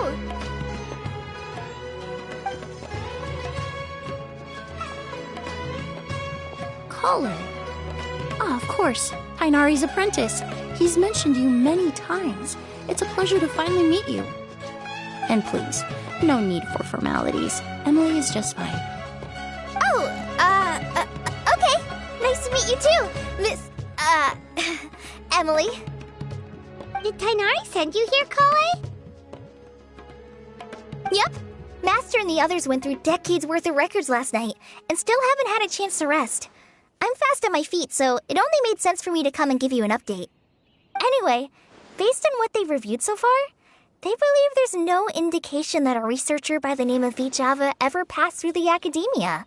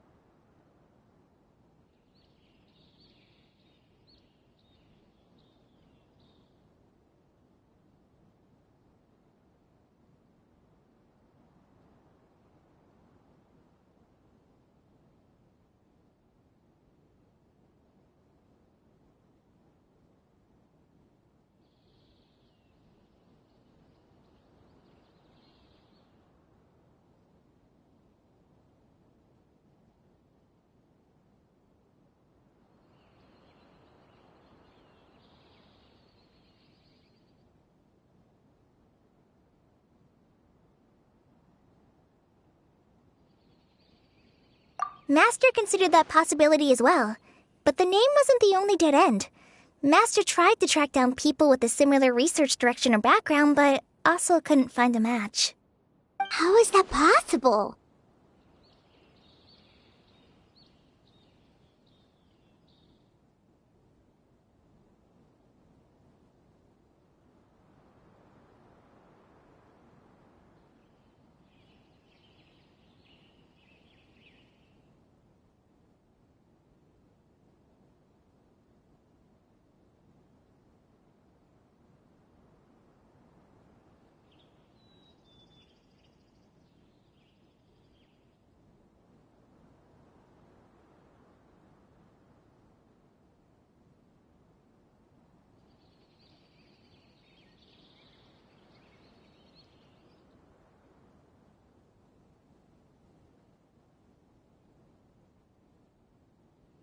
It's starting to seem very likely. If we want to figure out her true identity, I'm afraid another conversation with those two merchants might be our only...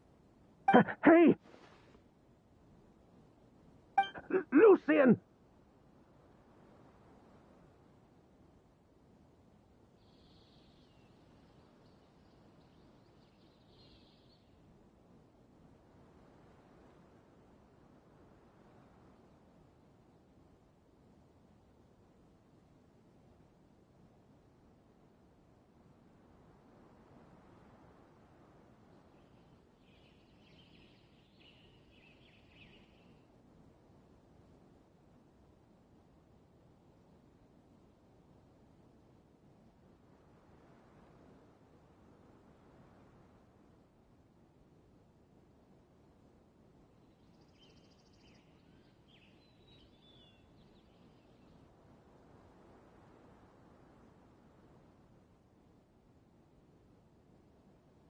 It's Sylvain!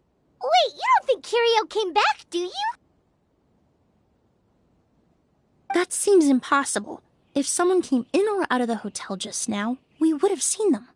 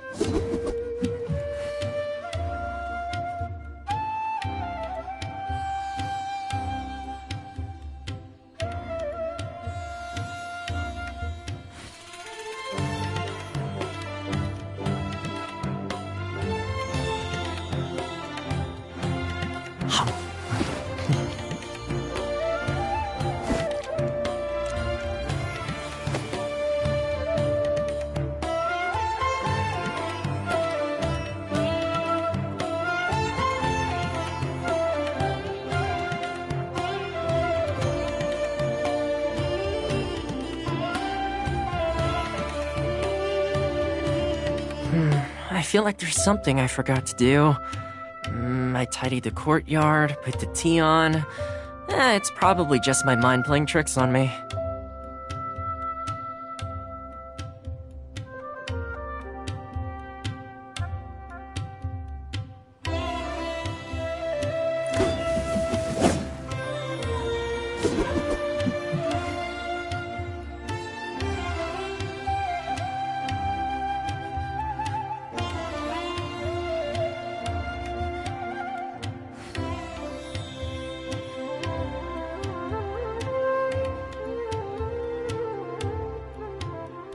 I really did spend a lot recently, only 10 mora left.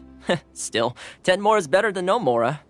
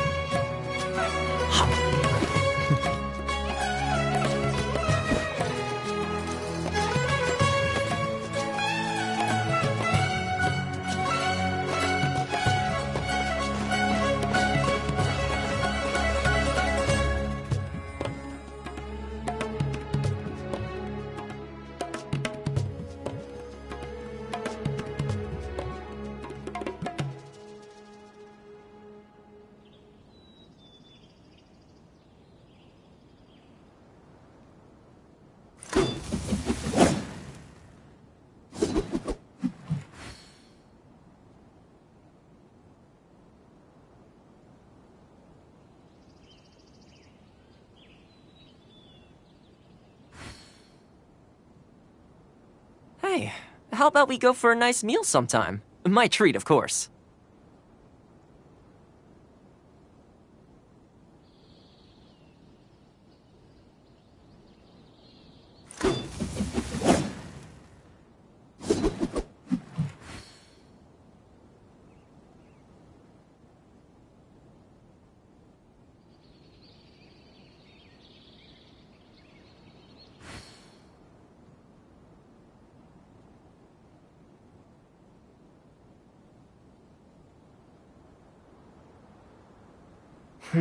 I feel like there's something I forgot to do. I tidied the courtyard, put the tea on. It's probably just my mind playing tricks on me.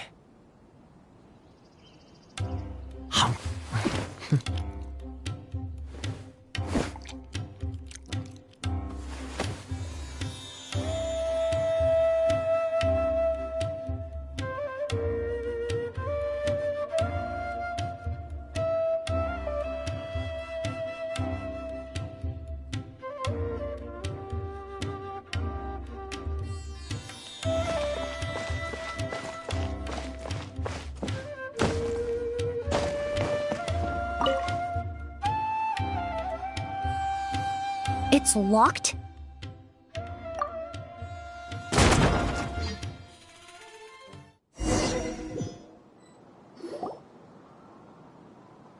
Lucian! Lucian! Come on! Wake up!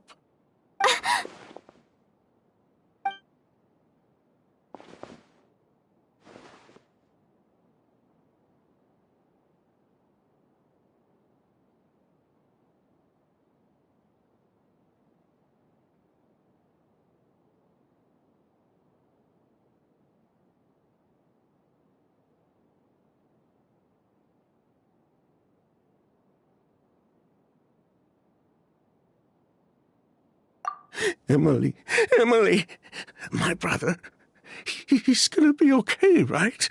He's just unconscious. Like what happened to Edgar. I'm sorry, Mr. Sylvain, but we were too late this time. No, that's not possible.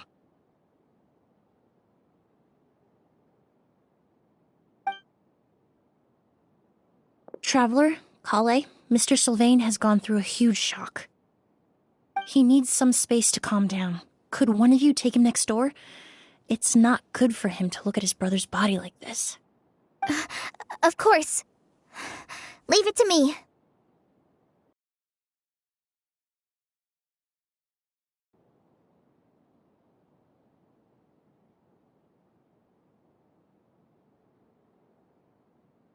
Thank you both.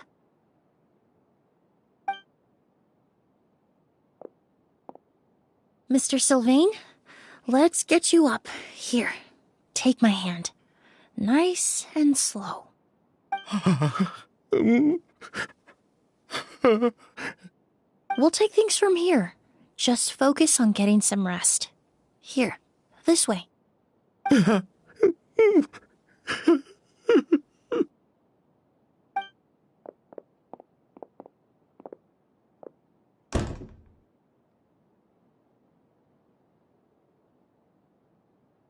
Poor guy. He's like a shell of his former self. He may have made some bad decisions in life, but right now, Paimon can't help but feel sorry for him. Good person or bad, the death of a loved one is equally painful. All the moments he shared with his brother, every hardship and triumph they endured together, are now memories he has to carry alone.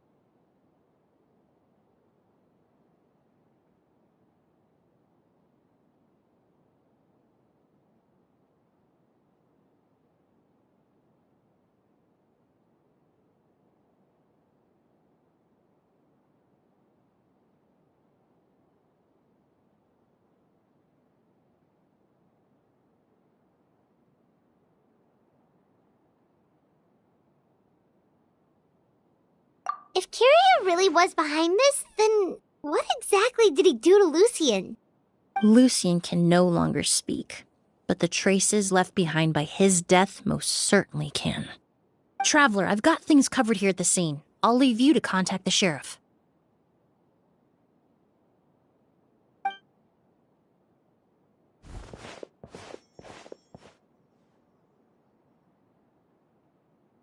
Who would have thought? Yesterday's case is still up in the air, and now this happens. Miss Emily, I heard you're an experienced forensic doctor. Have you been able to discover anything? Oh, I'm not actually a forensic doctor. I just happen to have some relevant knowledge. I did take a look, though. Judging by the temperature and rigidity of the body, it appears the time of death was sometime last night. I'd have to do a more thorough investigation to find out more. Then, would you mind helping us investigate? Before he left, Tainari said we could trust your judgment if something like this were to happen. Of course, I appreciate your trust. Many of the traces left behind at the scene will fade with time, so the sooner we investigate, the better. We'll help too. We don't know much about dead bodies, but you can leave the other clues to us.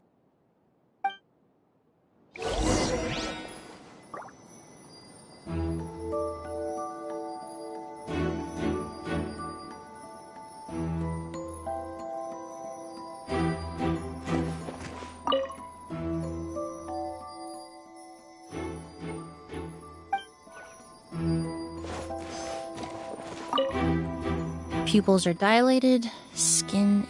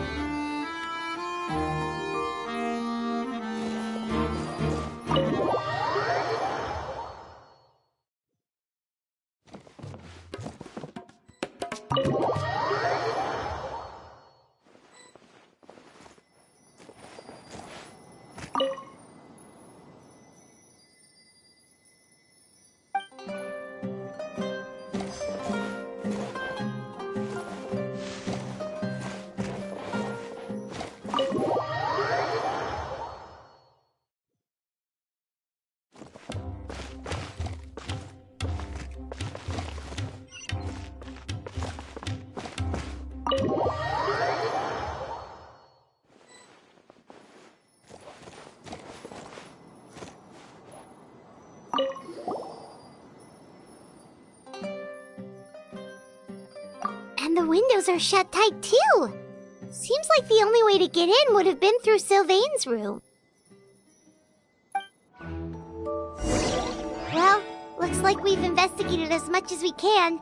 Let's go report back to Emily and Shiam.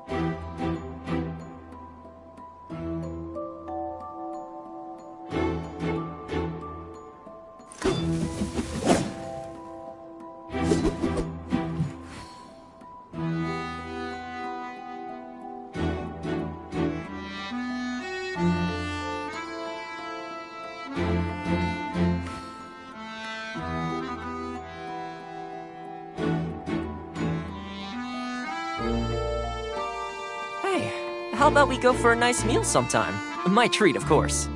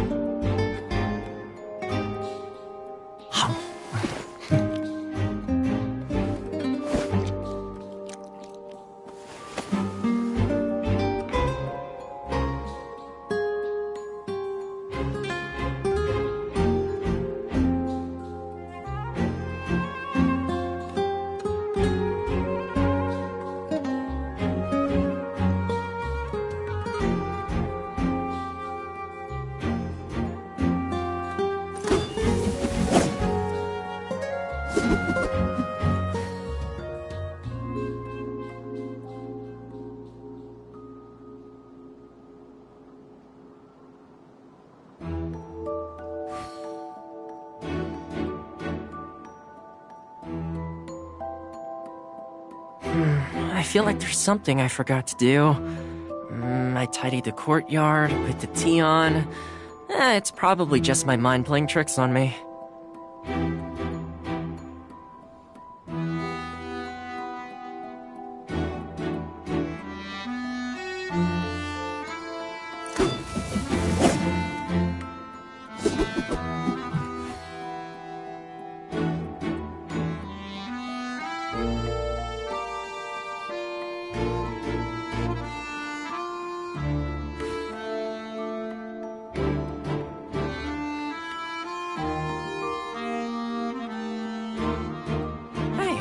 how about we go for a nice meal sometime? My treat, of course.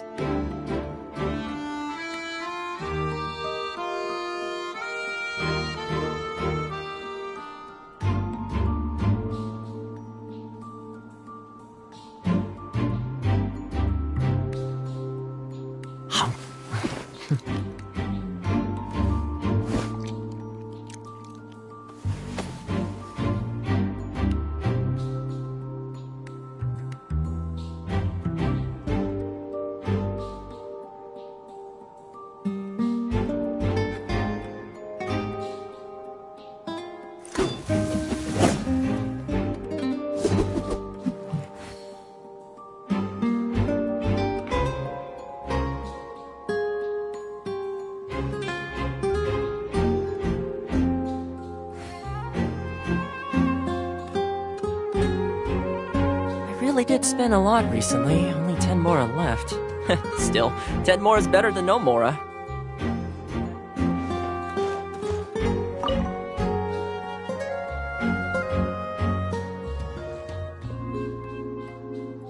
So, did you find anything?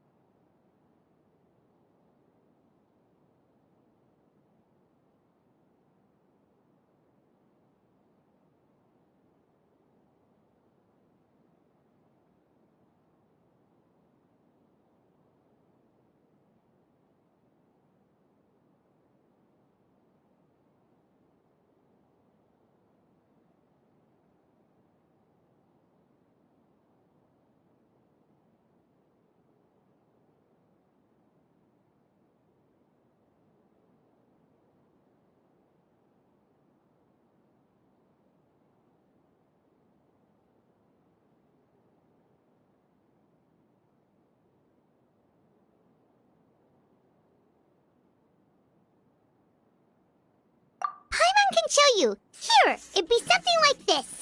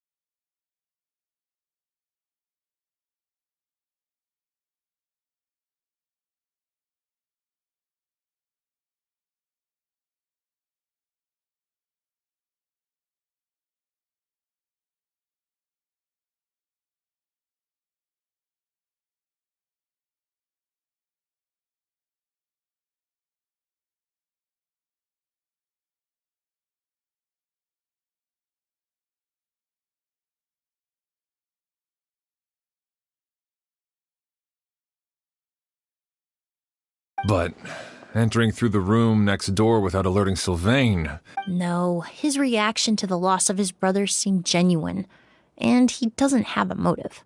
Then what could have happened last night? I know Sylvain is still in shock, but he's our only available witness. We have to take his statement. I agree. Also, I've made some new discoveries, so we might as well head next door and go through everything together.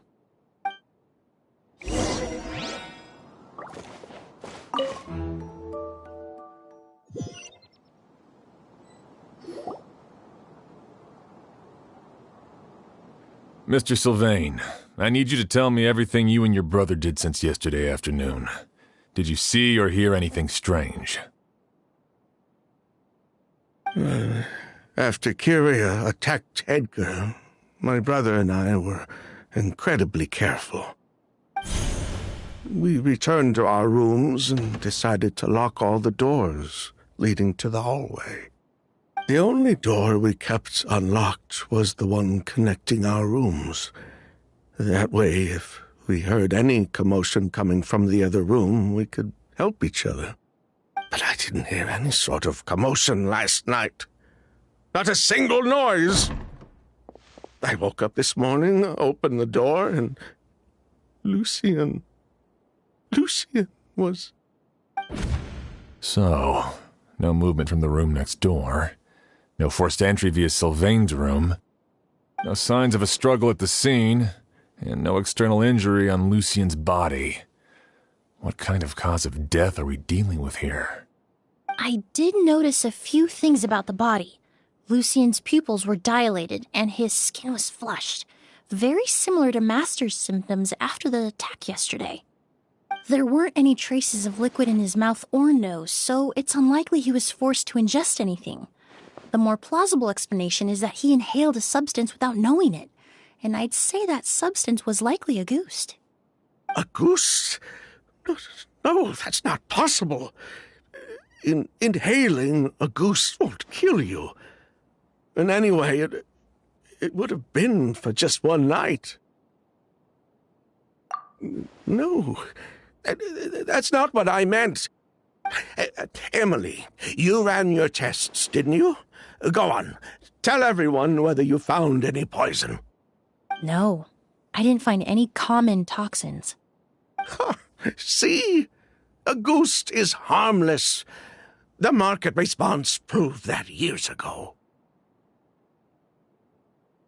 That may be true for most people, but not for everyone.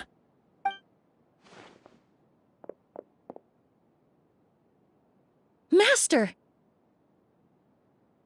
Edgar? You're up and about already? Thanks to Emily, I'm out of the woods for now. Sylvain, no matter how hard you may try to hide it, the truth will always come to light. Edgar! Even if we could keep it a secret for another 10 or 20 years, do you think Kyria would just let us be? No, he would never give up. Not if he's doing all of this for Yelena.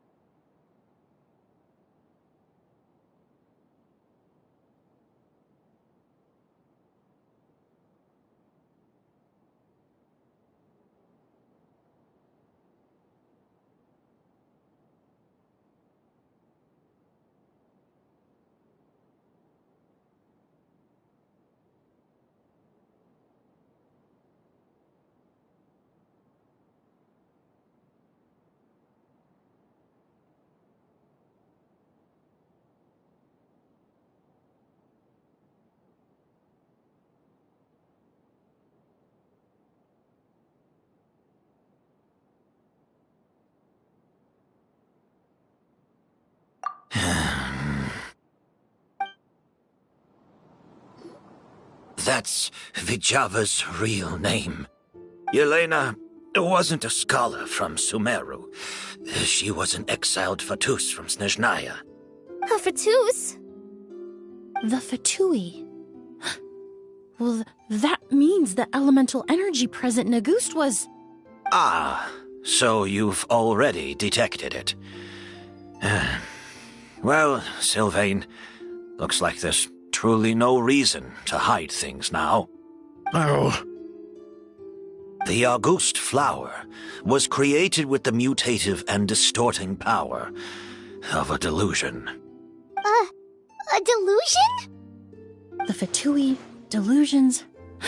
I never would have thought Auguste was hiding this many secrets. Born of a delusion, Auguste contained distorted elemental energy. A prolonged exposure over many years could have a harmful effect on the body. that's enough, Edgar. I'll take it from here. At first, Yelena wanted to keep refining the perfume and the flower, but no one knew how long the perfume mania was going to last back then. It didn't have any effect on ordinary people anyway. Every day we postponed going to market was another day of lost earning potential. So you decided poisoning people was worth the risk? Listen, it's not like it was good for business. But all that talk about Auguste being harmful over time, Yelena was just speculating. The impact was practically negligible. Unless you were particularly sensitive to elemental energy or had an entire bottle shoved down your throat like Edgar. You could use the product for decades and be completely fine. It may be true there are no records of Auguste poisoning in Fontaine. But even if no one was acutely poisoned, willfully bringing a product to market despite explicit knowledge of its harmful effects is still a serious crime.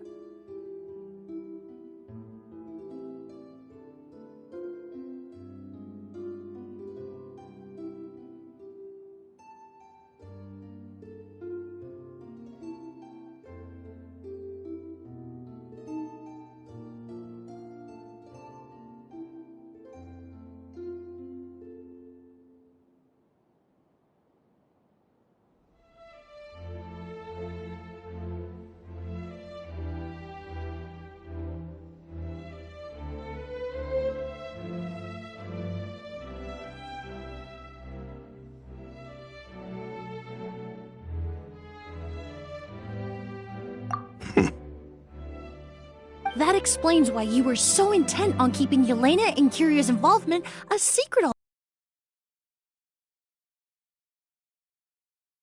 The Fatui, delusions, Auguste. If the Maréchaussée Phantom discovered the connection between the three, there would have been enough evidence to send you to the Fortress of Meripede for life. Ha! If I'd known coming to Sumeru would put a target on my back, I would have been more than happy to stay there. At least that way, Lucien would still be alive. All these years without any sign of Kyria, and he pops up out of nowhere the minute my brother and I get out of prison? It couldn't be any clearer who the kid's after.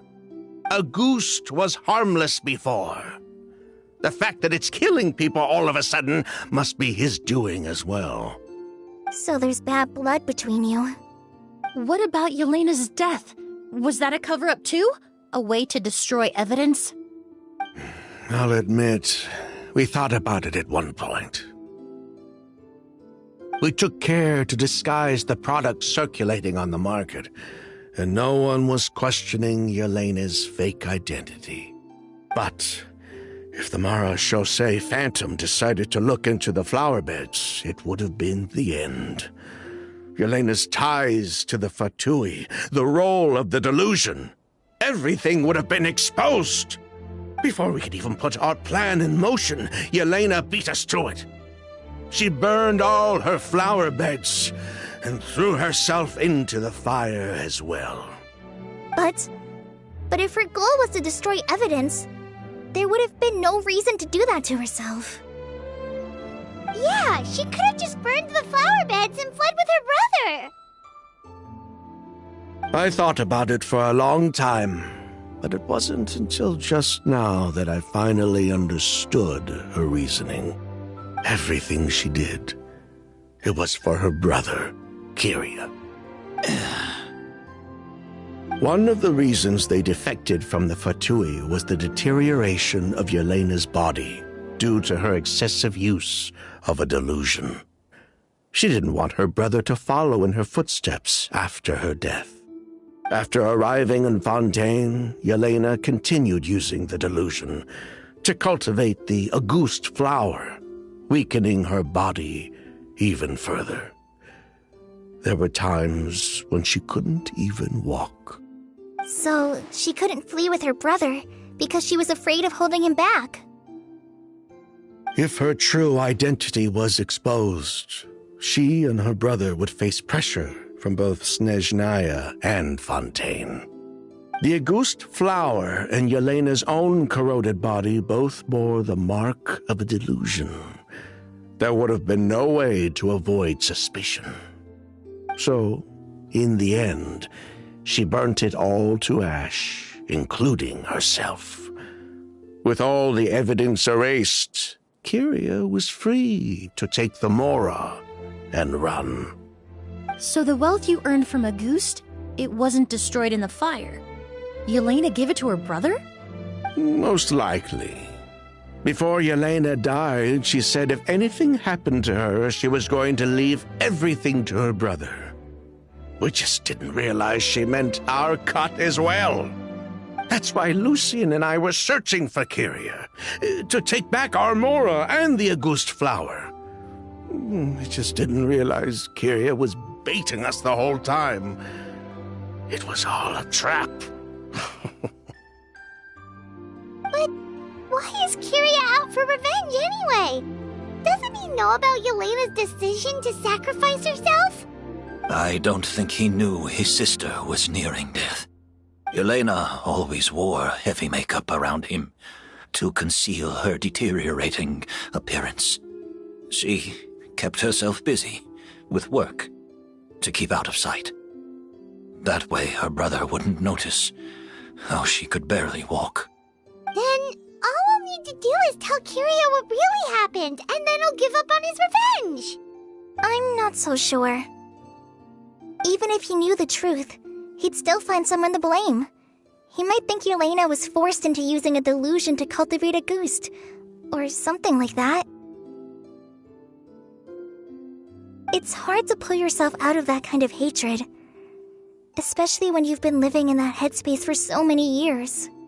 Very true. Even if Yelena's death was her own choice, I wouldn't call myself innocent either. Edgar, what are you talking about? Think about it, Sylvain. If we hadn't been in such a hurry to capitalize on the perfume mania all those years ago, do you think Yelena would have elected to take those risks? If we hadn't been so blinded by greed, so insistent on increasing the scale of the flower cultivation, do you think Yelena's health would have deteriorated as fast as it did?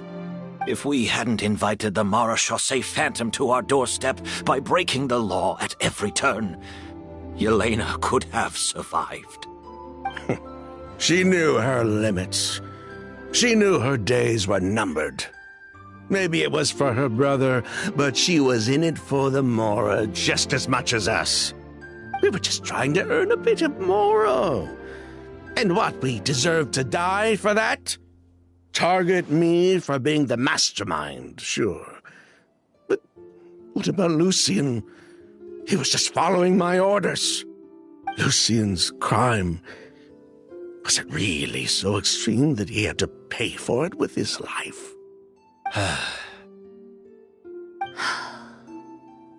The only person that can answer that question is a judge.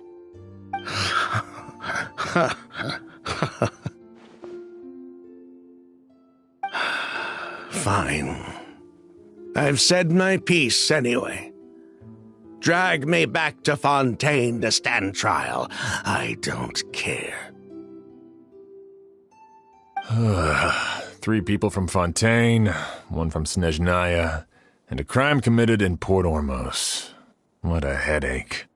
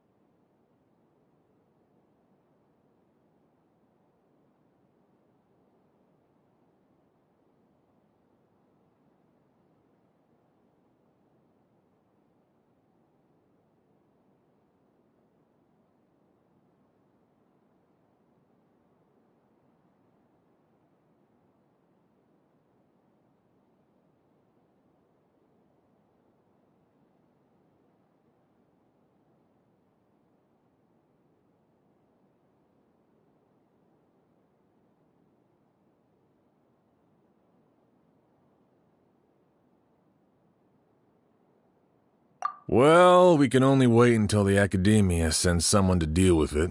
I'm guessing we'll have to contact Fontaine as well. In any case, we won't really know anything until tomorrow. With the exhibition, we don't even have space in Port Ormos to detain anyone. Such a headache. The hotel could suffice. You could station a few officers to keep an eye on Sylvain and myself. Although with Sylvain's mental state and my physical one, I don't think you need to worry about a jailbreak. Mr. Edgar, are you saying... If Sylvain is to stand trial, then I deserve the same fate. A crime is a crime, accomplice or not. I'd just like to take care of a few things before I go. Say goodbye to my plants and all that. As for Sylvain, I'm sure he also has some goodbyes of his own. Would you be willing to grant that request, Sheriff? Well, all right. I'll talk to the Academia. No matter who you were in Fontaine or what crimes you committed, the man we grew to know in Sumeru proved himself to be a good person. Your request is granted. You have my thanks, Sheriff.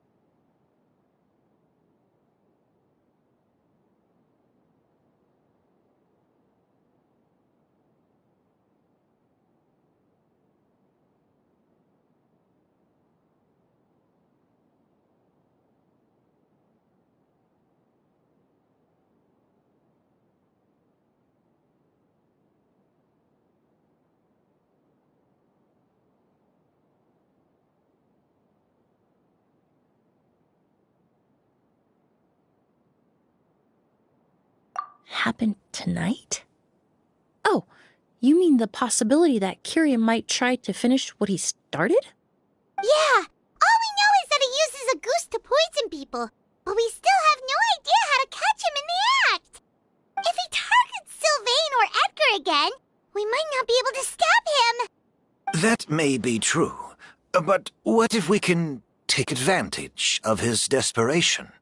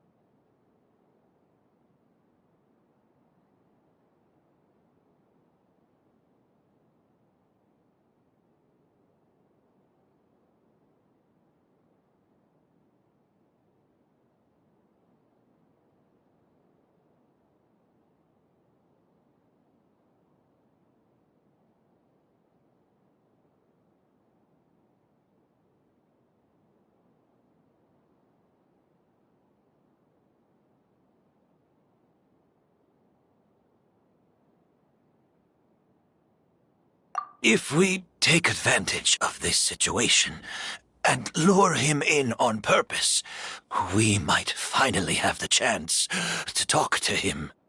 Master, no. That's too dangerous. Ha! So, that's your plan. If Kiria learns we're being taken away tomorrow, his last chance to enact his revenge would be tonight. In other words, you want to use us as bait to capture him. Capture? Not necessarily. I just want to talk. What? Are you afraid of him? Afraid? This is my only chance to make him pay for what he did. I'm spending the rest of my life in prison anyway. I can't just sit back and let him ride off into the sunset with our fortune. There's no way I'm letting him get away with it. Not after what he did to Lucian. As for the danger, everyone else just needs to make preparations in advance to protect us. I'll admit, it could work. We just need to spread the word that Edgar and Sylvain are leaving tomorrow. Then I'll station some of my men around the hotel. If we have your assistance as well, our chance of success would be even higher. I still have some reservations. But if you insist on carrying out this plan, I won't deny you my help.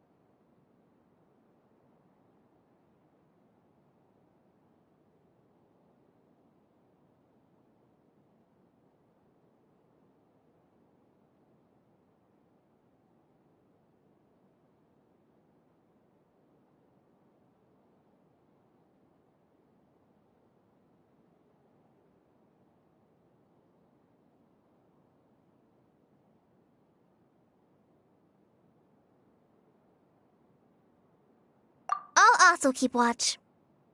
Although I think Sylvain and myself should remain alone in our respective rooms. If Kyria noticed another person in the room, he might decide to turn back. And besides, it's possible he's already transformed Auguste into a potent toxic gas. You mean if he doesn't see a way to get his hands on the two of you, he might get so desperate that he'll just start using Auguste on everybody? If that were to happen, everyone's standing guard. Even the innocent citizens in Port Ormos would all be in danger. That's why everyone else needs to keep to the shadows.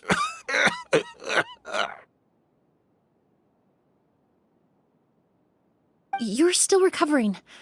You need to rest. This old bag of bones doesn't bounce back like it used to.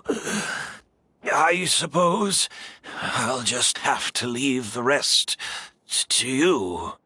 All right, we can figure out a plan to keep watch later. Right now, I say we split up, start spreading that information before it's too late.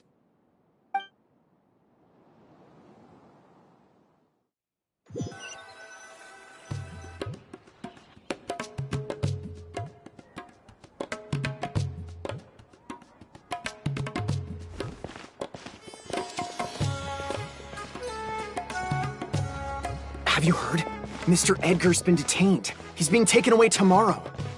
What? He's the one who helped craft all the fragrances for our shop. He taught my child how to make perfume. How could this happen? He hasn't been convicted yet. Let's just wait and see what the court has to say. Oh, everyone on the street is talking about the rumors. No matter where Kyria is hiding, he must have heard them by now. Let's head back to the hotel and take a break. We can see how the other preparations are going while we're at it.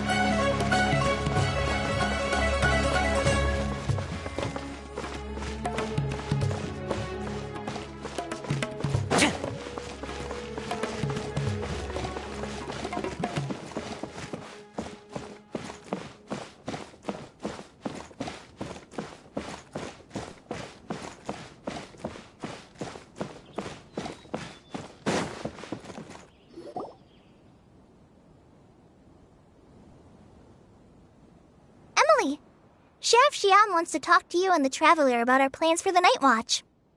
Thank you, Kale. But first, here, I prepared a kind of herbal tea that helps calm the spirit. Why don't you have some?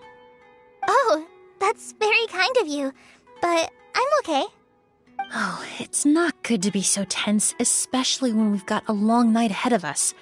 I don't mean to put you on the spot, but I couldn't help but notice that something seems to be on your mind. Was it that obvious?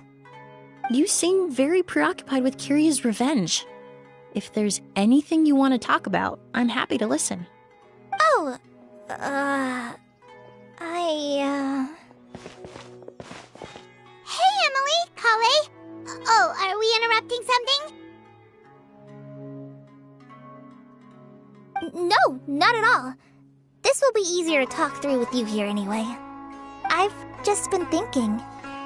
If Kyria has the capacity to commit murder while remaining completely undetected, why didn't he target Sylvain along with Lucien last night? There was just a single door separating them. If his intention was to target both brothers, then there was barely anything standing in his way. Don't you think? When I accompanied Sylvain to his room after Lucien died and saw how distraught he was, I suddenly realized maybe Kyria did that on purpose. Maybe he wanted Sylvain to experience the pain of losing a loved one before he completed his ultimate revenge. So did he attack Edgar as a warning then? To scare Sylvain and Lucien? Based on what we've heard about Curia, that may very well be the case. Losing his sister all those years ago. What has been going through his head? What has he been forced to endure? Whenever I get to thinking like that, I just can't help but wonder. If I were in his place, would I be able to let go of that hatred?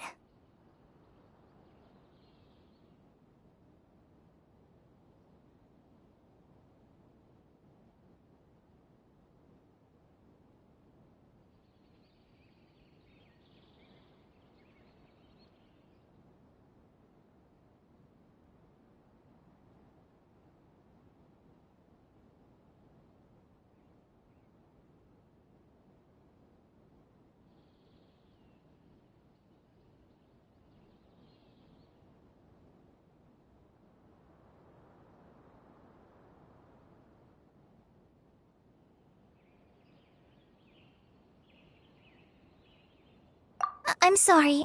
I know I shouldn't think like that. Not after everything he's done. But I just can't help it. There's nothing wrong with the way you're feeling. Empathy is a part of human nature. In all my years of cleaning up crime scenes, I've witnessed countless families mourn their loved ones. Their cries of devastation and anger still echo through my mind, even now. Some of them even try to stop me, begging me not to erase the last remnants of their loved ones. But getting swept up in those emotions will corrupt your judgment. Surround yourself with fragrance for too long, and your sense of smell will become dull. Allow yourself to be consumed by your emotions, and you lose the ability to think rationally. So while you hold on to that sense of empathy, you also need to ask yourself, do Sylvain and Lucien really deserve to die? How much did they truly know about the Fatui and the delusion? Did they force Yelena to make those decisions? Answering those questions requires a lot of time and evidence, while a single act of vengeance can put those answers forever out of our reach. I've witnessed a lot of deaths in Fontaine. When someone dies, a certain amount of information can be inferred from the traces left behind at the scene. But generally speaking, death will just leave most questions unanswered, and the whole picture ever incomplete. Once you're consumed by hatred, it will become next to impossible to think about things that way. For someone like Kyria, I'm sure right and wrong lost all meaning a long time ago. You're right. The fact that we can approach these questions from this perspective isn't because we're more rational than them. It's because we're fortunate enough not to have suffered that kind of loss. But that also makes us perfectly positioned to stand on the outside and try to pull them back from the brink before it's too late. I understand Kyria's decision, but I still want to stop him. Master, Sylvain, and Kyria. They all deserve to survive. The fortunate and the unfortunate.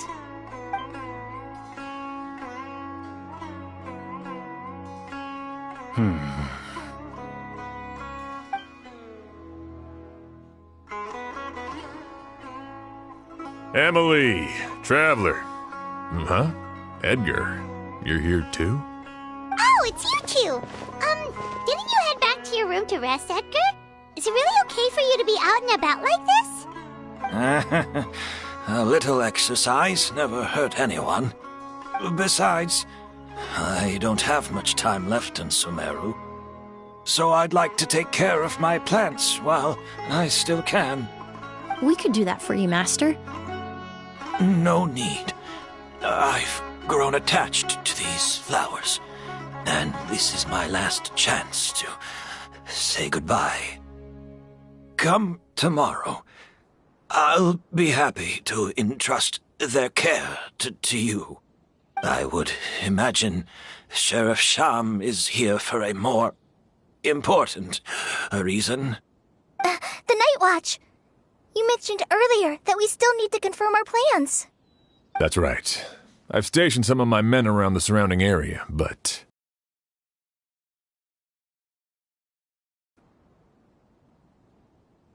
Exactly. After some discussion, we concluded that Sylvain has the highest risk of being attacked next. You're the most skilled fighter here, Traveler. And Emily's expertise is sure to come in handy in a pinch. That's why I want you two stationed next to Sylvain's room. So, are you up for it?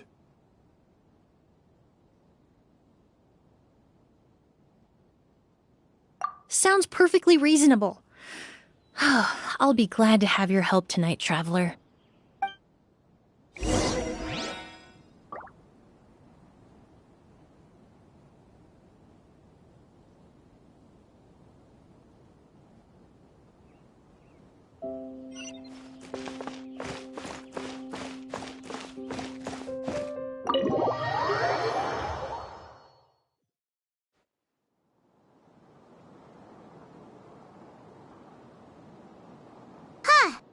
Not a peep. Has Kiria given up on his revenge? Guess we'll have to keep at it.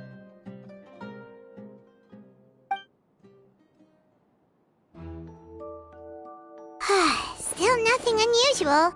Paimon took a peek into the room next door and Sylvain's already sleeping.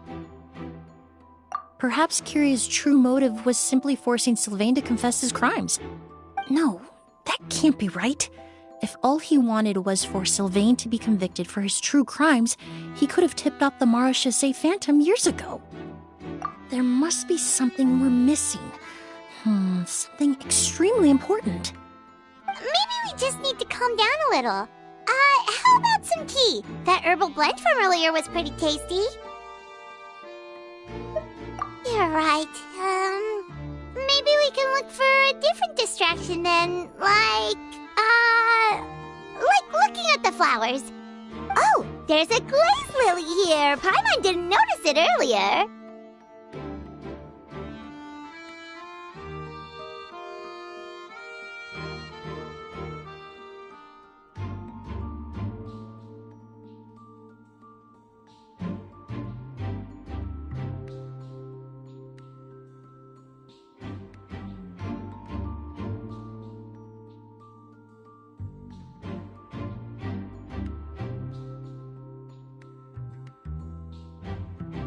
Flowers, glaze lilies, incense. Oh no! Sylvain's room! Quick! Wait, what?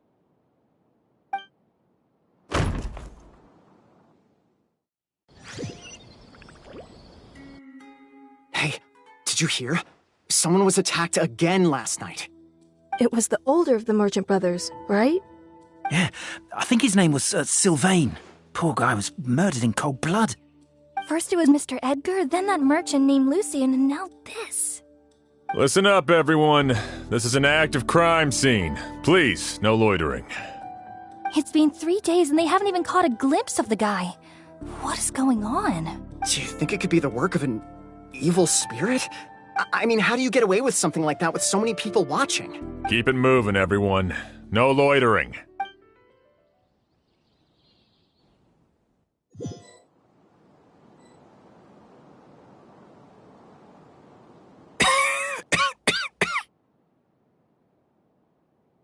I suppose I'm next. You don't know that. Kiria already attacked you once, and you survived. Perhaps he doesn't consider your crime to be worthy of death. You were the only reason I managed to survive, Emily. I never did thank you for that, did I? Even if I wasn't there, Tainari was also in the vicinity. He would have been able to help. Is that so? I suppose I'm a very fortunate person then. I have exceptional students, caring friends, and the respect of my peers. If it is indeed my time to go, then I'll die without regrets. But Kiria has nothing. Yelena is gone, Now, his enemies are too. It really makes you wonder if there's even a reason to keep on living. If you really want an answer, I suppose you'll have to ask Kyria himself once we finally catch him. Well, I hope it all goes well. Emily, there's something else I'd like to ask of you. With everything that's happened, holding the exhibition is off the table now. But so many flowers were transported here for the show, some of them thousands of miles away from their homeland. I can't let them wither away with no one to care for them. Whether Kyria gets to me first, or I'm sent back to Fontaine to stand trial, I won't be around to look after them. I know it's a lot to ask, but could I entrust them to your care? Of course, Master. Really? Oh, I'm glad to hear it. Now I truly have nothing to worry about. Sheriff Sham still has some questions for me, so I've gotta go. Go ahead. Best not to keep him waiting. He can be quite impatient.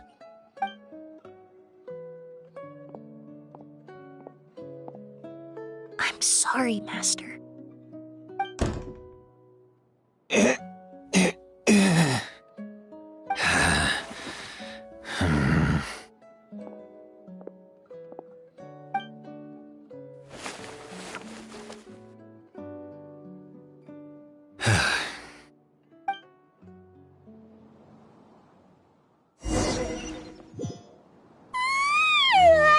Another all-nighter.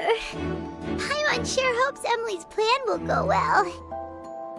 Oh, but Kali still looks quite worried. Let's go talk to her.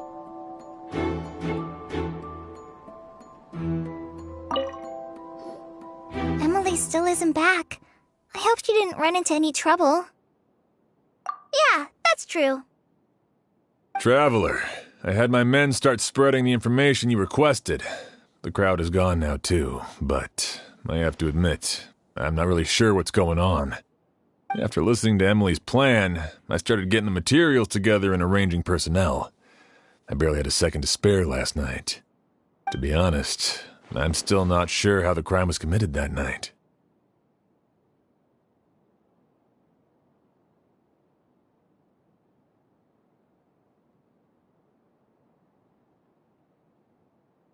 The key clue was right in front of us the entire time!